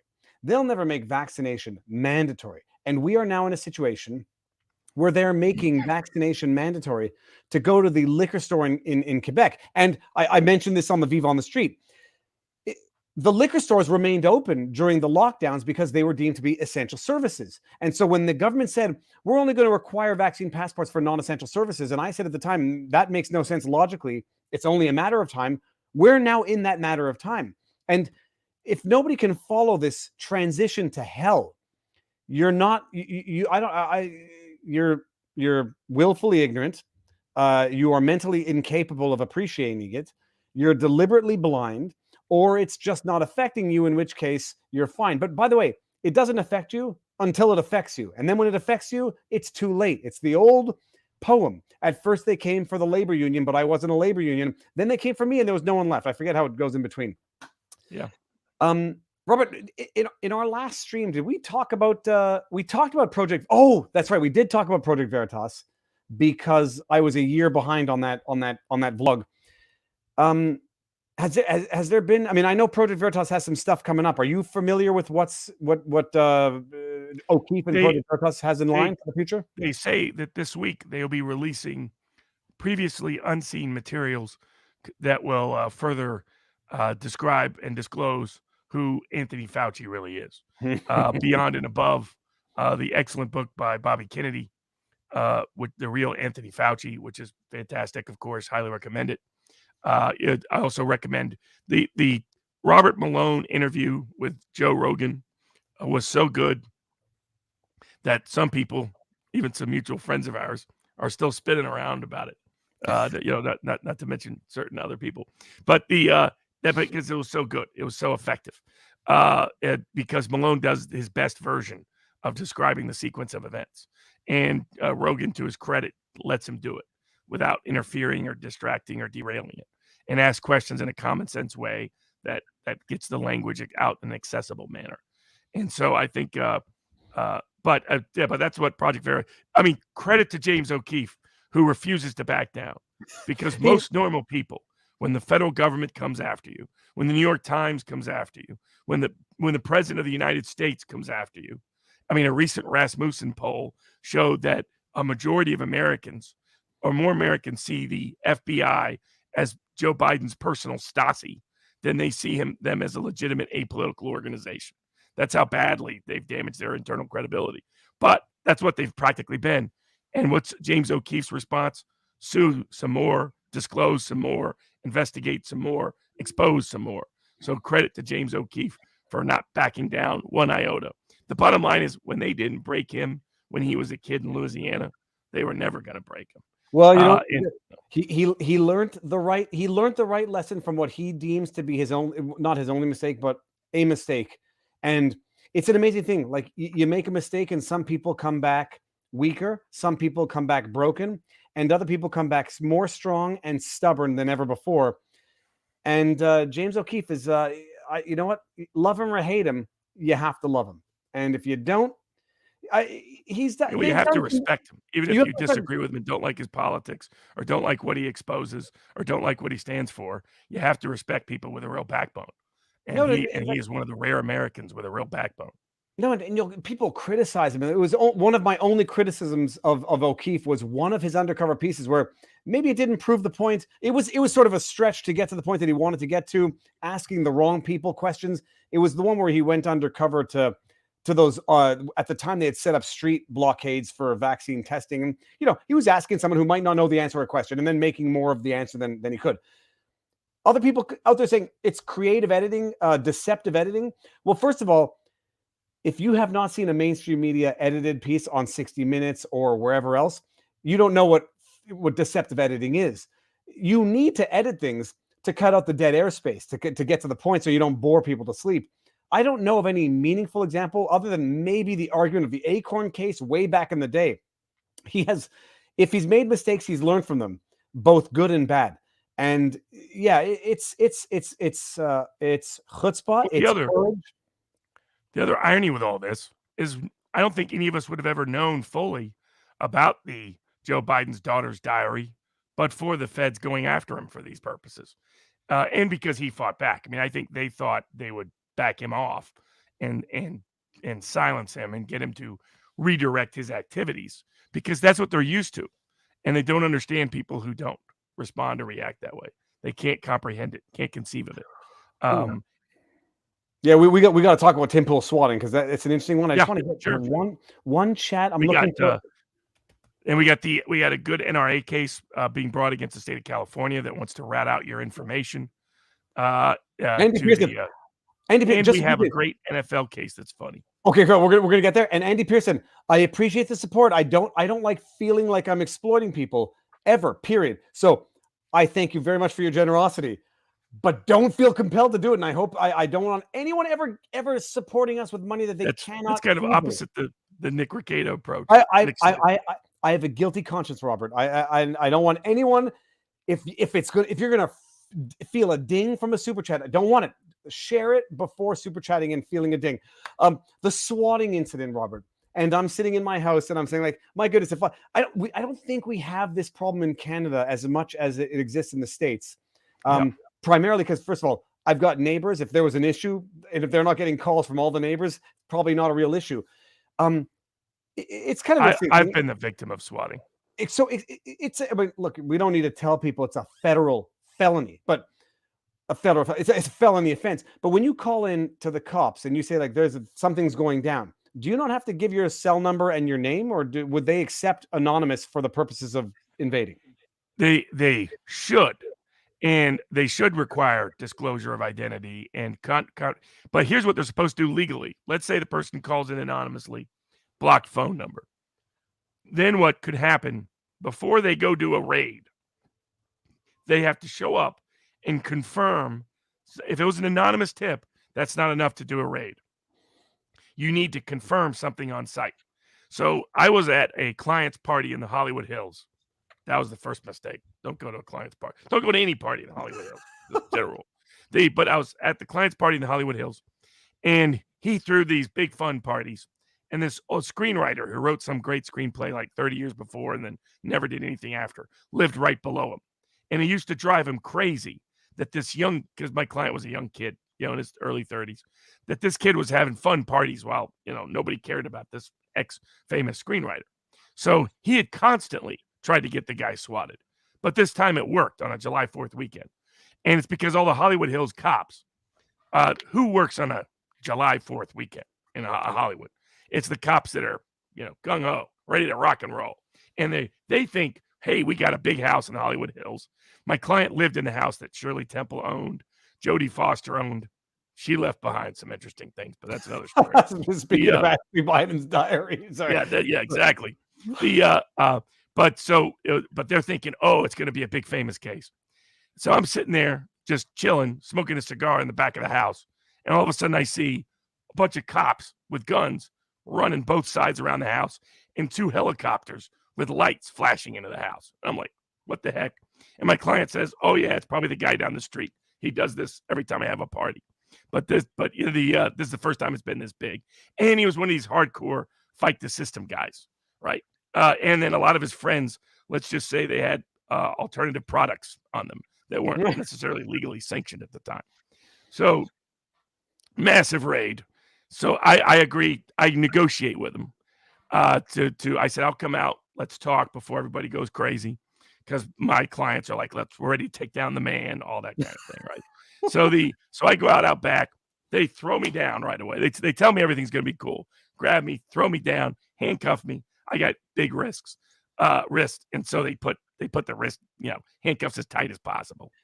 And there's a bunch of these guys that are just gung-ho, ready to rock and roll. And I meet the sergeant, and I ask the sergeant, what's your basis? He's like, we've got an anonymous tip that there's been a shooting and somebody's dead. I'm like, nobody's dead. There's been no shooting. I was like, number one, and number two, now that you're here, you can tell there's nobody that could make that call from another house that could be telling you the truth because the houses are too distant. So I was like, now you don't have a legal authority to go in there. And I was like, if we want to negotiate, we can negotiate. Everybody be cool. Everybody be chill. And the sergeant says, okay, just let me walk through real quick, make sure there's no dead body so I don't look like an idiot tomorrow in the news. And I won't search anything. I won't search anybody. I won't say anything to anybody. Everybody will be cool. And he had to calm down his gung-ho guys. They're like, well, why would anybody who's innocent be bothered by somebody searching their house? And I remember telling the cop, well, some people take their Fourth Amendment rights still seriously in America.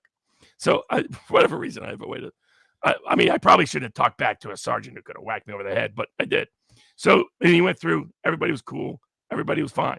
So this sounds like we've been to Tim Pool's place. There's no way somebody could have called in that call from another property and had adequate or accurate information, which means the cops should not have gone in at all. Now, maybe they didn't. I don't know if they didn't go in. Maybe they just knocked on the door.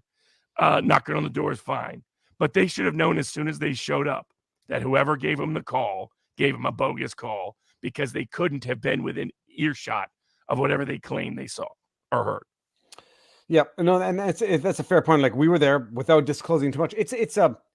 You would have to be in that property or by the front door to have knowledge of that. And when you get to it, Tim's serious about being back in the woods. I mean, it's back in the woods, brother. No, and it's an amazing thing. Like you have to know. And by the way, for anybody who's wondering how Robert's wrists could be so big, we look the same on screen. I might even look bigger than Robert.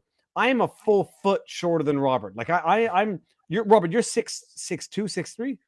Yeah, and I've always had real big risks. Like and I'm not 5'2" or whatever.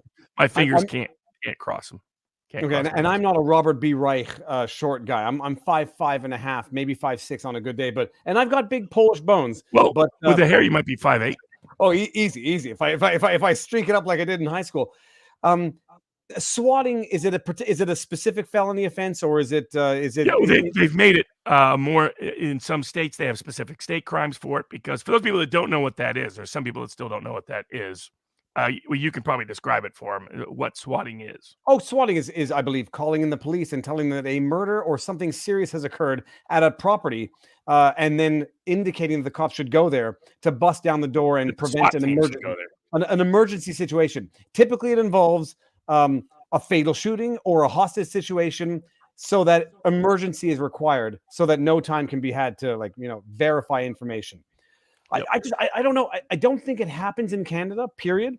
Or if it does, by no means with the same veracity that it's been known to happen in the States with Daniel Shaver. They're too busy arresting pastors on the highway for trying to preach during COVID. Yeah. What did I just do here? I can't see the screen anymore. I'm going to go back here. Boom. Okay, hold on. Dominic Black. People need to know about on the topic of weapons charges, Robert. Dominic Black pleaded. He struck a plea deal, $2,000 fine, all charges dropped. I mean, it's an obvious thing. I don't even know what $2,000 fine. Yeah, great outcome for the kid. Probably what should have always happened because the gun charge was ludicrous against him. But it shows, Little Binger just folded it, just gave up.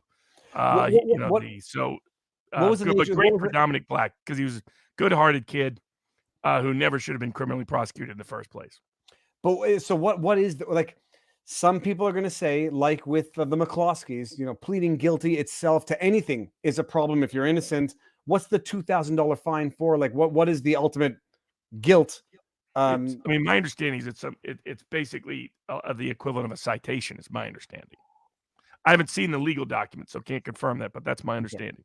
And so the kid gets his life back now, and for whatever, it seems like a logical outcome. Does he? I don't know. Chat, let us know. Does he have any long-term consequences? Can he continue to own firearms? Is he a convicted felon, or is this a misdemeanor citation? Yeah, I'm pretty sure he's not a convicted felon. Yeah, no, it's. But by all accounts, it seems to be beyond a slap on the wrist. It's like, yeah, you would have paid the $2,000 to avoid having gone to court in the first place. Yeah, Fluffer Boy went back and found his pillows instead. Okay, here we go. We got some Redcoat leader says the caller had claimed he was in Pool's house, had done very bad things, and was threatening very bad things. Right, and the problem is, well, two things. You know from the call, they should be able to trace the call, so they know whether the call was inside the house or not, and that's where they have a duty of confirmation. Anonymous tips are not enough to exercise Fourth Amendment search power. And cops know this at some level. Now, maybe they didn't raid the house. Maybe they just knocked downstairs. But if they raided the house, Tim Pool's got a legitimate Fourth Amendment claim because it doesn't take a lot of effort to trace the call and realize the call didn't come from there. And by the way, Robert said duty. Just my ears, I swear to you, I cannot hear the word without my ears perking up. Yeah, no, Viva, I've been swatted. I can't. Then the other thing is, Robert, not legal advice, practical advice. I just like to think, if I'm getting swatted, what do I do? Do I just like lie down on the floor and say, come in, I'm on the ground, my hands behind my back? Like, what do you do to absolutely avoid triggering a negative consequence? Not professional advice, not legal advice. I mean, ideally, you negotiate with them before they come in. And that was my experience. Because normally there's going to be somebody on site that knows what they're supposed to do. But to the extent, but if they actually just come bashing in like, National Lampoon's Christmas Vacation, when they came swinging in the windows and everything else, then the best protocol is to keep your hands up, everybody chill, don't move, wait for people to calm down, chill out. I had clients that the other problem is people in the name of police used to raid people's houses for robbery purposes, and they would come in as fake police. And so I had a client in Oakland. He was maybe in the alternative product distribution business, but they banged through the house and he came out. It was actually cops, but he was like, "Hey, I'm cool once I'm sure you're actually cops." But there's a long history of people getting their houses raided in certain communities disguised as police officers. So that's the other tricky factor you have to deal with in all this. Yeah, no, it's like. By the way, so they said they went through his house while he was. Well, I saw it, and Tim Pool was talking while they were walking through. No, my issue is, if anybody has not seen or heard of the Daniel Shaver incident, like when you're dealing with sociopathic SWAT dudes, there's literally I would be paralyzed in fear, and I would just I'd like to think I would do nothing, and then if something happened, well, good, it'll be clear evidence, but. Sometimes there's nothing you can't do to avoid escalating to someone who's got a gun and wants to escalate. Yeah, and it's good for Poole. His place is structured the way he is, so that it was going to take him a while to get up to where he was at. Anyway, so it's interesting. Very interesting story. It happened to be right after he had interviewed Marjorie Taylor Greene, who may not have come off as the radical nutcase idiot extremist that the mainstream media has been depicting her as. I won't get into my assessment of her performance. I don't think she's she didn't come off as crazy. I'll say that much. That was a good point by Pete Hill. So all Dominic Black pled to was a civil ordinance violation. So the equivalent of a traffic ticket. Fantastic. I mean, it's Can you imagine Little Binger spent all that time and money going after Kyle and going after these kids? No, prosecute that guy. They should go after Binger, who apparently, according to Alita's internal sources, Alita being Legal Bites, he was not pointing when he had the finger on the trigger, was not pointing it at the jury. It was off to the side. So no felony charges against Binger. Robert, okay, so let's get to the one that I'm not sure I even understand, because it sounds like an absolute egregiously over-the-top frivolous lawsuit. The class action lawsuit against the New York Giants. And the New York Jets. The New York Jets, who apparently I don't pay attention to this. I don't watch organized sports, but apparently they've moved out of New York and are playing in a stadium that's built on a cheap New Jersey landfill. And the argument is that they should not be able to call themselves the New York Giants and the New York Jets if they're playing out of a cheap, crappy stadium built on a landfill in New Jersey. And there's a class action lawsuit or an aspiring class action lawsuit of an individual who says he's now got to travel 4 hours to and from a game to watch the New York Giants and the New York Jets, but it's in New Jersey, pain, suffering, anguish, and it's a $6 billion class action lawsuit. Have I missed anything of the essence? And go on and tell me why this is not the most idiotic thing I've read all week. It's a classic kind of New Yorker complaint about New Jersey. And so it's fascinating because, I mean, it's kind of a PR suit. I mean, I think, I don't think the RICO claims are going to work, but saying, only if your stadium has to be in New York, if you're going to call yourself a New York football team. But it's funny the stuff the guy goes through. He's like, the crap I have to deal with on the subway, traveling through New Jersey, the people you have to deal with in New Jersey. I mean, it's this long New York City complaint about Jersey. It's like the old cabbie joke you see in movies. Go back to Jersey, you moron. That kind of routine. So it's a long litany of complaints that I don't think have much legal merit. But I think it reminded me of one of my other most fun lawsuits, which was a criminal defendant who requested a court order specific performance, and it was for the 6 people he blamed for locking him up to pucker up and kiss his posterior. He wanted them that specific performance. Of course, he put it in more crude language, but that was the title of the motion. The title of the motion was "Motion for Governor and this person and this person and this person to kiss my ass." But he said, "I'm asking for it as a specific method of equitable relief." So, so it was of the same vein. This classic New Yorker rant against dealing with New Jersey.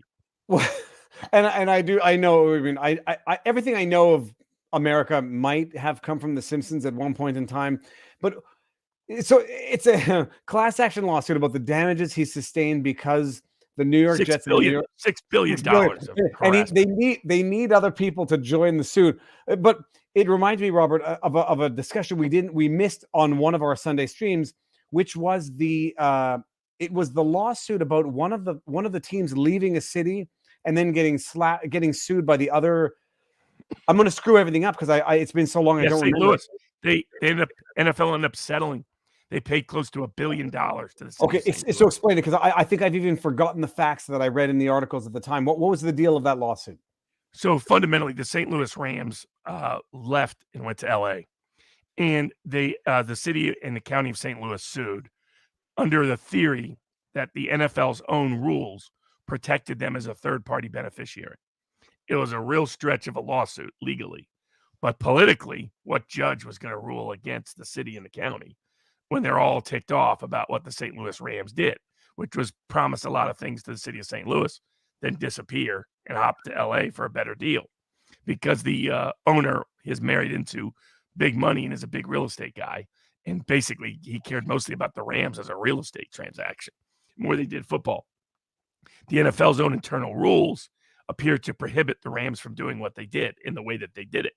But the question wasn't that for the NFL's purposes, not for the benefit of the city and county of St. Louis. But what they were able to do is get friendly judges who ordered invasive discovery. And all these NFL owners don't want to disclose a lot of things about their finances, which are often a black box, even to the union, to the NFL Players Union.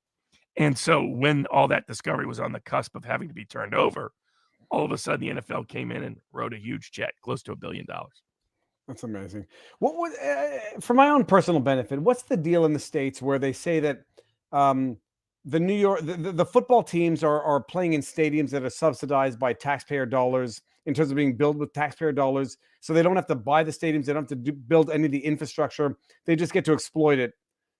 What is the deal with that for those who don't know? Often the case. Like, I'm looking at suing the Raiders because the Raiders refuse to allow ticket holders to go to any game this year if they did not have the vaccine. Even people who had a medical accommodation, and medically they couldn't take the vaccine, those people were also excluded from the stadium. And I'm looking at suing, and when you figure out who to sue, you figure out that the stadium is kind of owned partially by the state and kind of owned partially by the city and the county and kind of partially owned by the Raiders. So you have a lot of these dynamics, and they do it this way. So the bond funds are government bond funds frequently. So they get all kinds of tax abatements and discount deals.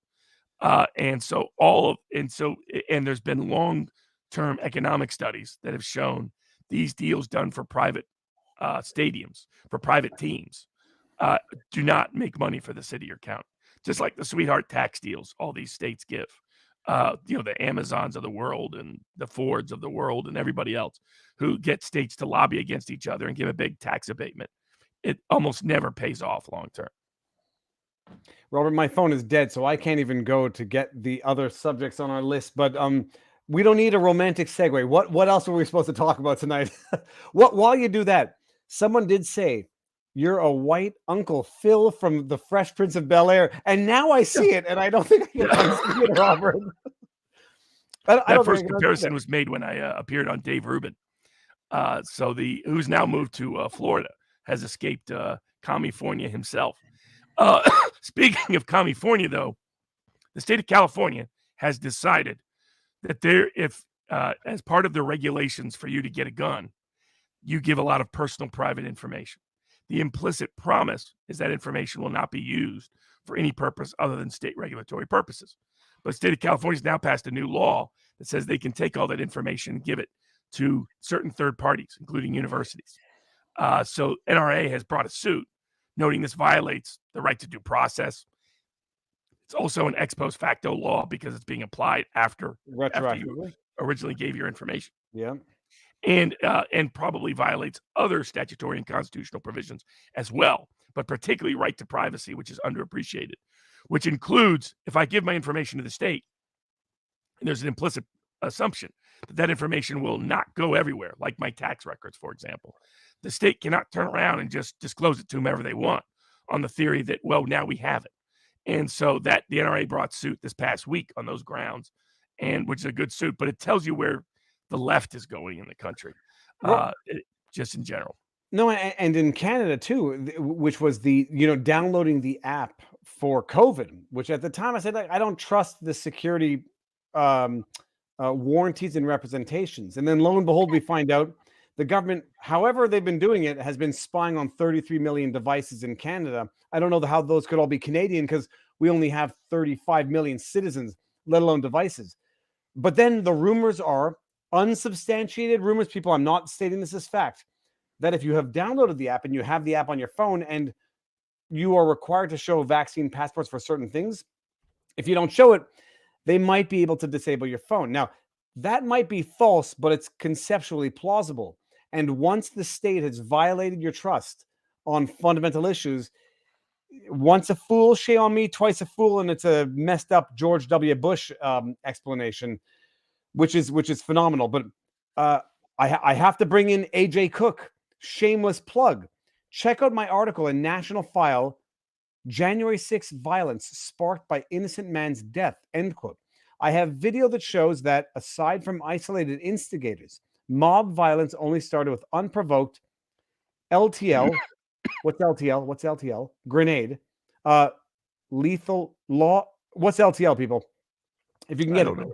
Grenade assault that killed an innocent. And AJ Cook, I'm curious as to whether or not you are the individual who... Do we know who AJ Cook is, Robert? Yeah. Yeah, he's a reporter and a writer. Okay. But is he the one, anything to do with the Revolver article or nothing to do with the Revolver article? I don't think he wrote the Revolver article, but he's been covering the same topic pretty consistently. I'm screenshotting for National File. Okay. Oh, and I know National File, I believe National File may have published the Ashley Biden diary, if I'm not mistaken. Yes. Okay. I believe so. I think it's Tom Pepper. Screenshotted. I might, I'll message you. You know, we might have an interesting sidebar coming up. And then we've got Beavis Wallace, who we haven't seen in a while, says, from McAllen, Texas, please discuss border lawsuits from property damage caused by Brandon's I don't know who Brandon is, sir. I know who Joe Biden is. Robert, are you able to field this one? I can't field it. We'll cover that next week. I have to look into that. The other cases included Amazon is being sued because the way in which they approached COVID-19 violated the biometric privacy laws of the state of Illinois, and a federal court said that lawsuit can go forward this week. So that was a big suit to reinforce biometric privacy restraints. A lot of employers are forgetting these laws exist in some states. No. Get to Ghislaine Maxwell too. We'll get to Ghislaine Maxwell, but the biometrics law. Now, Robert, the only reason I know of the biometric laws of Illinois was because of another class action lawsuit. I forget against which big tech giant. I think it was Facebook. Which states have biometric laws in effect? I don't know currently. I know Illinois is the leading one. Okay. I think there are about 8 states that have it, but I haven't checked more recently. And so, the biometric laws are basically, like, if I'm not oversimplifying it, it's personal identifying information based on physical attributes, pictures, things that you've uploaded to the interwebs, face checks, things like that. And so the The future is they want little chips in you. Is the God's honest truth. But in the interim, it's taking certain distinction things about your eyes, your face, things like basically biological measurements that are unique to you, and that can cover a lot more than that. But it appears that's precisely what Amazon was violating. They were doing like some sort of face check thing, and then they were storing the data and then sharing it in ways that violated Illinois law. Robert, I'm going to bring this up. Pastime Air, which looks like an actual legit channel based on small aviation. My wife is not vaxxed, is not vaxxed school teacher in county in Florida, and if COVID, they are forcing time off unpaid. What can I do? If you have a religious or medical accommodation, that may be, I think that's discrimination in violation of the law, including, I think, a violation of Florida law at this point, but definitely a violation of Title VII of the Civil Rights Act. I also think a violation of the Americans with Disabilities Act. But Robert, and the state analog versions of that, which almost every state has their own version of the Civil Rights Act and the ADA, the Americans with Disabilities Act. And now, not that I've been looking into this for my own personal reasons. Florida, people think of Florida as a sanctuary state at large, but can you explain, if you know, how it works in Florida? Like, you have within the state, which has anti-mandate policies, nonetheless you have districts which themselves can impose mandates. So can you explain to people out there, I'm listening with open ears, how that works in Florida? Like, people have a perception, but the reality might be a little different. So it's because of what courts are doing. So the governor and the state legislature are trying to stop anybody from imposing mandates, but various federal courts, and sometimes state courts, are intervening and saying, no, you state governor, you state legislature can't do this. And so that's been the only hurdle, because you have a majority support at the governor's level and at the state legislative level. Now, not the attorney general doesn't want to support these laws, but they have reluctantly come around to it, even because the attorney general's, I think, a Democrat there in Florida.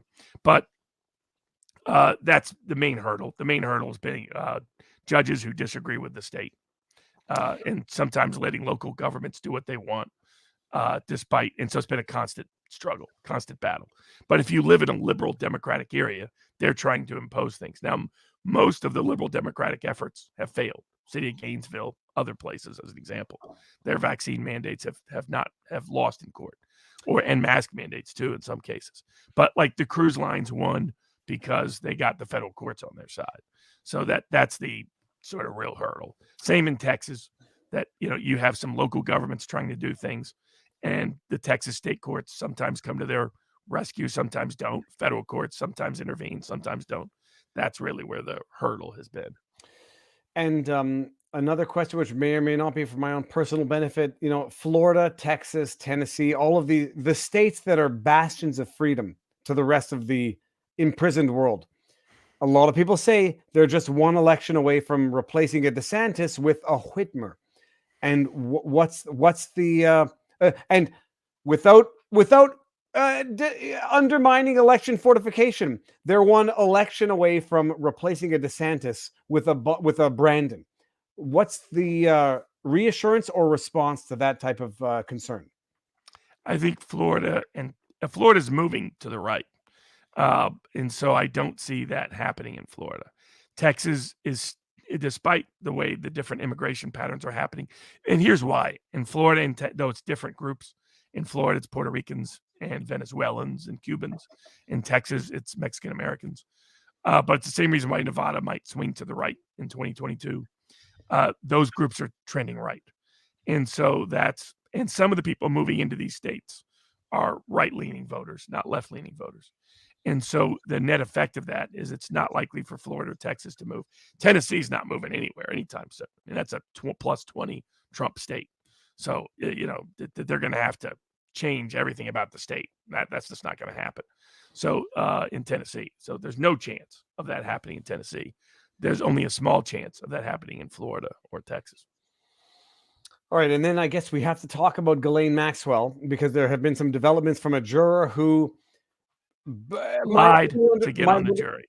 Says they forgot. So, and forgot that they were abused. Huh. I spat up a little bit as I said that, tongue in cheek. Yes, the juror apparently failed to disclose apparent childhood abuse, which became known because after, I don't know, how did the juror get publicly identified? To my knowledge, the prosecution came forward with this information.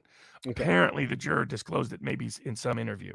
Okay, that the juror was apparently potentially abused of a very specific nature as a child or as a young individual, and then failed to mention it in the jury Well, application form. specifically said no on the juror questionnaire. Mhm. So it's one of two things. Either the juror lied when they checked that box off because it's not the type of thing you forget, or the juror lied in an interview previously, which may have been the lie and the truth might have been the no, but causes some questions. Robert, I mean, so how does that translate into any? We're beyond jury intervention. What might happen now? So here's what I think should happen, and then here's what I think will happen. What I think should happen is you're constitutionally entitled to 12 impartial jurors. If you get one partial juror, then that trial should be set aside.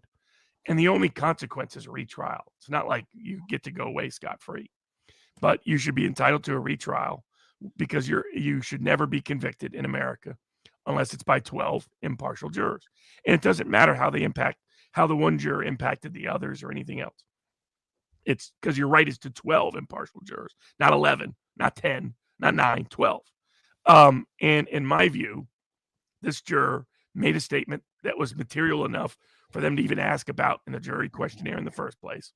It denied the defense the ability to meaningfully exercise their peremptory strikes because this juror lied. Let's put it, I get he forgot or whatever. You forget it. No, you don't forget about it. So what else did he forget about jury instructions too when he was in the jury deliberation room?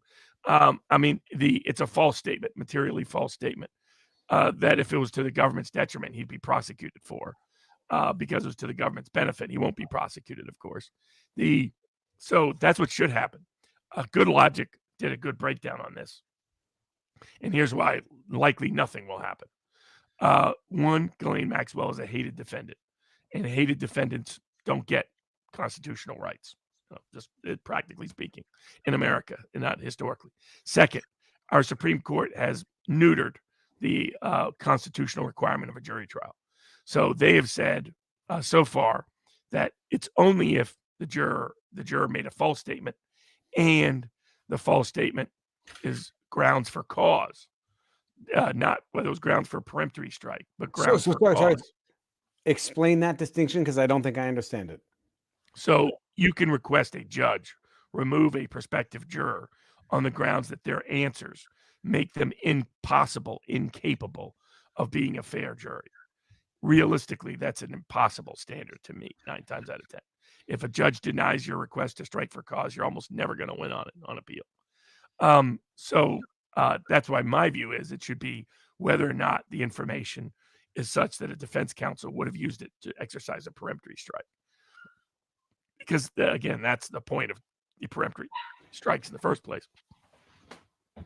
So given that combination, but what the Supreme Court has said is it's got to be for cause and it's got to be material. It was clearly material, no question here. So the only question becomes, would this judge have, knowing that information, that he had been a prior abuse victim, would this judge have struck him for cause? The judge is going to say no. And so there won't be any overturning of the verdict. The key point that Good Logic made was not only the Supreme Court law on this and the split between the circuits, because the courts of appeals can't agree on this. They have different interpretations of what the Supreme Court meant. In my view, they should go back to original principles. 12 impartial jurors. That's what everybody's entitled to, no matter who they are, liked, disliked, hated, otherwise. But they haven't consistently adjudicated that way. And then the other very good point, second key point Good Logic made, is to look at the sociological aspect of law. And what that is how many times has the Second Circuit ever overturned a verdict based on a juror lying to get on the jury? I'm going to say 0. Yeah. Zero. So that tells you how often they actually care about jury trial impartiality in America. I'm going to tell you one thing. I just ran up to get this dog. The mess that I saw in Pudge's bed, I don't know what she got into, but it didn't look good, which means that the poop tomorrow morning is also going to look exponentially bad. And this dog smells of something that's not dog food. So bottom line, it's going to be like another, which one? It was Roger Stone, where we had a juror who had posted a bunch of Facebook stuff and nothing. Outrage for 2 days, then nothing. And that's in a case where the defendant is not an alleged trafficker of underage individuals. So I guess we expect nothing to happen. I saw some outlets saying this might throw the entire case out. We will reasonably predict nothing. No. I think it should, but I don't think it will. Okay. And so everyone appreciates the idea of, if you have one dissenting juror versus 6 dissenting jurors, the outcome is the same. It's a hung jury. So that's why the idea of 12 impartial as opposed to 11, because if you have one that's not impartial, well, you're no longer dealing with that which is required for a constitutional conviction. Yep. Okay, so we got to Ghislaine Maxwell. We got Winston in the house. He smells foul. I don't know what. Look at him. He's looking for something. You did bad, sir. Okay. What else do we have? Did we miss anything, Robert? The tennis star Djokovic. Oh, yeah. I have no idea what's going on. I saw an interview where he seemed to have been justifying or talking about vaccine mandates. I have no idea, Robert. So fill the crowd in for those who don't know Djokovic, what's going on and what the discussion is. So he's a great tennis player who was supposed to participate in the Australian Open. Was told he said he didn't need the vaccine because he already had COVID, and he was given a vaccine exemption to appear. And then when he got there, Australian officials arrested him and will try to deport him on the grounds that natural immunity was not an exception, even though their own government had previously given him one in the visa. Trust the science, people. Yes. So, exactly. So he's fighting it in the Australian courts. And I think there's a hearing Monday on whether or not he'll be allowed to play in the Australian Open or not. But it's led to a lot of public backlash because they're like, this is insane. But Australia has been mostly insane. And as we predicted, what's happening in Australia, what's happening in Canada, people in the United States would try. In New York and Washington, they're trying to propose laws to create detention camps for the unvaccinated, that the public health authorities can, on their own accord, without meeting there's a constitutional quarantine standard, which is you have to have clear and convincing evidence that a person is in imminent risk of causing another person severe harm. In our debate with Dershowitz acknowledged the same thing as the legal standard and the constitutional standard. They're trying to change all of that and say that if a state health official thinks you're a danger, they can remove you and your family and stick you in a detention camp in New York and Washington. Those laws are obviously going to be challenged. But for all the people that said what's happening in Australia would never happen in America, well, guess again. Well, not just that. I talked about it the first time I read our Quarantine Act, which was amended recently. I think it was the swine flu. Dude, the things they can do without due process, they can give you an order, and if you violate it, you're violating the terms of the Quarantine Act. And so these detention facilities, which I don't know, I think they've literally built them in Australia not to be more 30s than German 30s, but they built them because there's good money to launder taxpayer dollars to contractors to build these things. My own personal opinion. They didn't need to do that. In Canada, all they did, and they did in fact do it, was convert hotels, vacant hotels, because nobody's traveling to Canada anymore, convert them into quarantine facilities, and then say, I order you to go here because I think you're a risk. And under the Quarantine Act, you have to adhere. And then good luck trying to go to court. I spat again on the table. Good luck trying to go to court and get a judge to say that quarantine officer's order was egregious or unjustified, when all that a judge needs apparently is one example of a long-term healthcare facility getting infected because of somebody who got their it's nuts. And so what you're seeing it in Australia in a more egregious way, but it's in the letter of the law in Canada. It's never been tested constitutionally. And at the very least, in the United States, people test things constitutionally, which God bless them. We criticize the litigious society, but it has its perks and benefits. Yeah, well, there's a certain gentleman down in Austin, Texas, that has been saying these are dangerous legal principles for 2 decades now. And FEMA camps and all of those things that he said someday they're going to misuse this power. And now we're starting to see them openly look at trying to abuse this power on a national scale. That's frightening. Some people said that the hearing was actually live right now. I had the chat up in for a long Australia. time. That's probably right because it's it's tomorrow morning. So morning and this is for a tennis tournament that starts when? It starts this week. Yes. And in fact, the government of Australia tried to delay the hearing until after the tournament was over. And they lost, of course, thankfully. The Australian courts took it seriously enough, I think because of the political controversy. This blew up so big in the press that, again, the court of public opinion influenced the courts. Now we'll see if the Australian courts have the courage to do the right thing. That's the big question. It's Rocco Galati. That's the Canadian lawyer who's been filing the suits. We would have it all any day of the week. If anyone gets Rocco Galati, and I'll message him out again. And we got a lot of Alex Jones is right. Alex Jones is right. I love it. I love it because the meme Alex Jones was right. It's science fiction and it's conspiracy theory until it's reality. Let me just see here. Robert, did we miss anything of the evening? I think we've done damn well for the only other sort of minor matter, but Bob Dylan is still having to fight out how much of that $300 million he sold his music catalog for belongs to him versus other people. There's some people that have helped write some of the songs back in the day, and they still want more money than they've got. And so he won the first case, but that is now going up on appeal, and they're fighting again. He used to be a neighbor of mine in Malibu. He was right down the road from me. So but he's going to still have to keep battling because people still want to take credit for what he claims is really his work. So far, he keeps winning, but we'll see as it goes along. And then Taylor Swift has to keep battling on a couple of cases about whether songs are hers or somebody else's as well. Someone says Rocco Galati is in ICU on ventilator. Well, no, I didn't know that, so I was not trying to be glib or anything. This is the crazy thing is like we live in a time now where people will continue to die publicly. Public figures will die, and it's always going to be a question of weaponizing, politicizing, or questioning. Have they been boosted? If they've been boosted, attribute it to this. Have they not been boosted? Blame it on that. And it's people cannot die in peace anymore. That's the problem. Okay. When you have to have funerals by Zoom. Robert, you're going to get me angry and make me cry as we end the stream. I get angry. I get angry. People cannot, you have to have funerals by Zoom. And that's it. That's the new normal. The new normal is the government owns your body. They own your memory. They own your future. They own your past, and they own your rights to mourn. It's an absolute outrage. What do we have on for coming? What do we have on for? Don Lemon. Sorry, I meant to yell. What do we have on for Don Lemon, Robert? Is there a trial coming up soon? No schedule yet. Okay.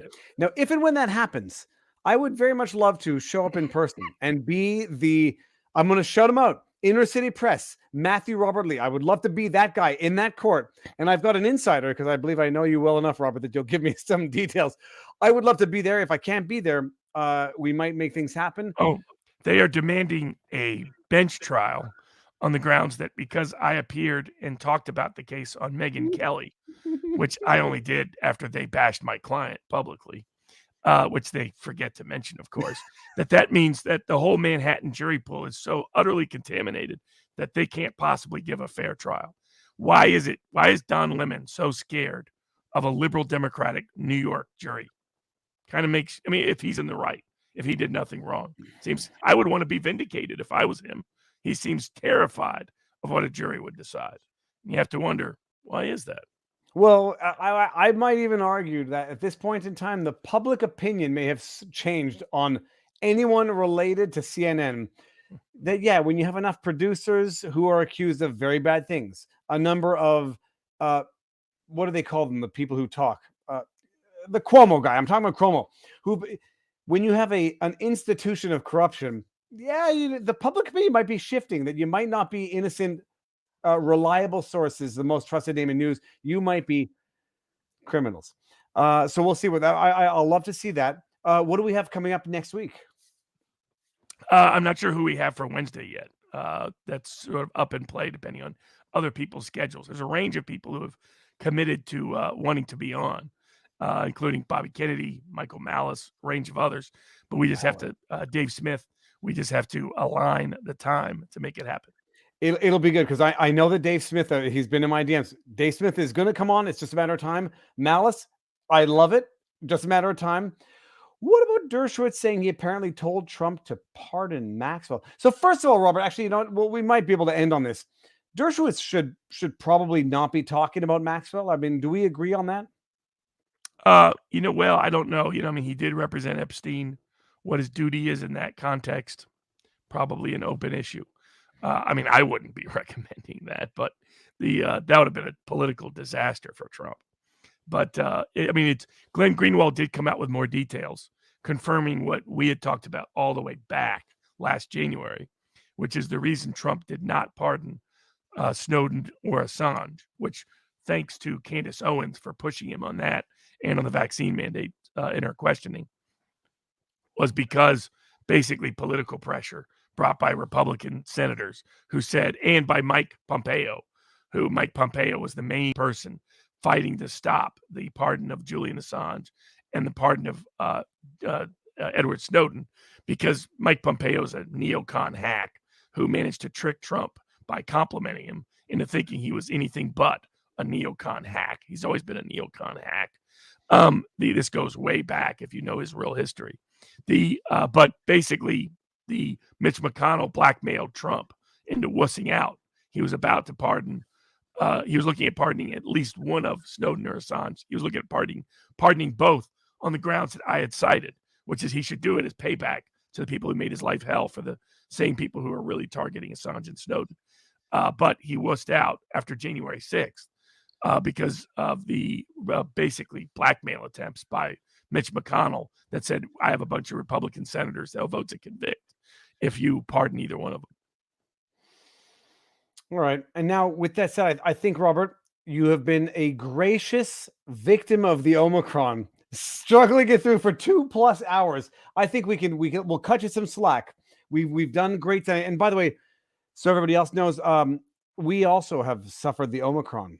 You may not have even noticed when I had the Omicron because I'm robust. You might have noticed, but Robert, you'll be fine. You'll be healthy, and a little grandpa's old cough syrup will wash down the But Robert, everyone in the chat, thank you for everything. Everyone in the viewing this, comments, share clips, share it away. Thank you for being here, Robert. Thank you for putting up with this for 2+ hours. I did not know this coming into this, but Robert and I will talk for a few minutes afterwards. Wednesday's going to be great. Sunday's going to be great. Big news coming this week. I don't know. Something's going to happen. I'm going to put the dog down. So with that said, people, Robert, you know what? No, people might need inspiration, and I might not be able to give it to them because I'm too negative and I'm too down on what's going on here. Give people some inspiration before we wind up our stream. Well, I believe the U.S. Supreme Court this week will stay the OSHA vaccine mandate, and that'll be the first U.S. Supreme Court to ever stop a vaccine mandate in American history. And so that's extraordinary news, and it's due in large part to ordinary people like the people in this audience making their voices heard that is going to make that a reality. All right, people. And with that said, thank you all. I don't know who's live now, but undoubtedly, if you're still hankering for some legal news, you can find someone on the YouTubes. Robert, stick around. We'll say our proper goodbyes. I owe everyone out there. I'm gonna have Chris Martinson's podcast up tomorrow with this one. Stick around. Everything good, and don't lose faith. Don't lose faith. Don't be blindly adhering to faith, but fight your battles and fight them properly. With that said, enjoy the rest of the week. Peace out.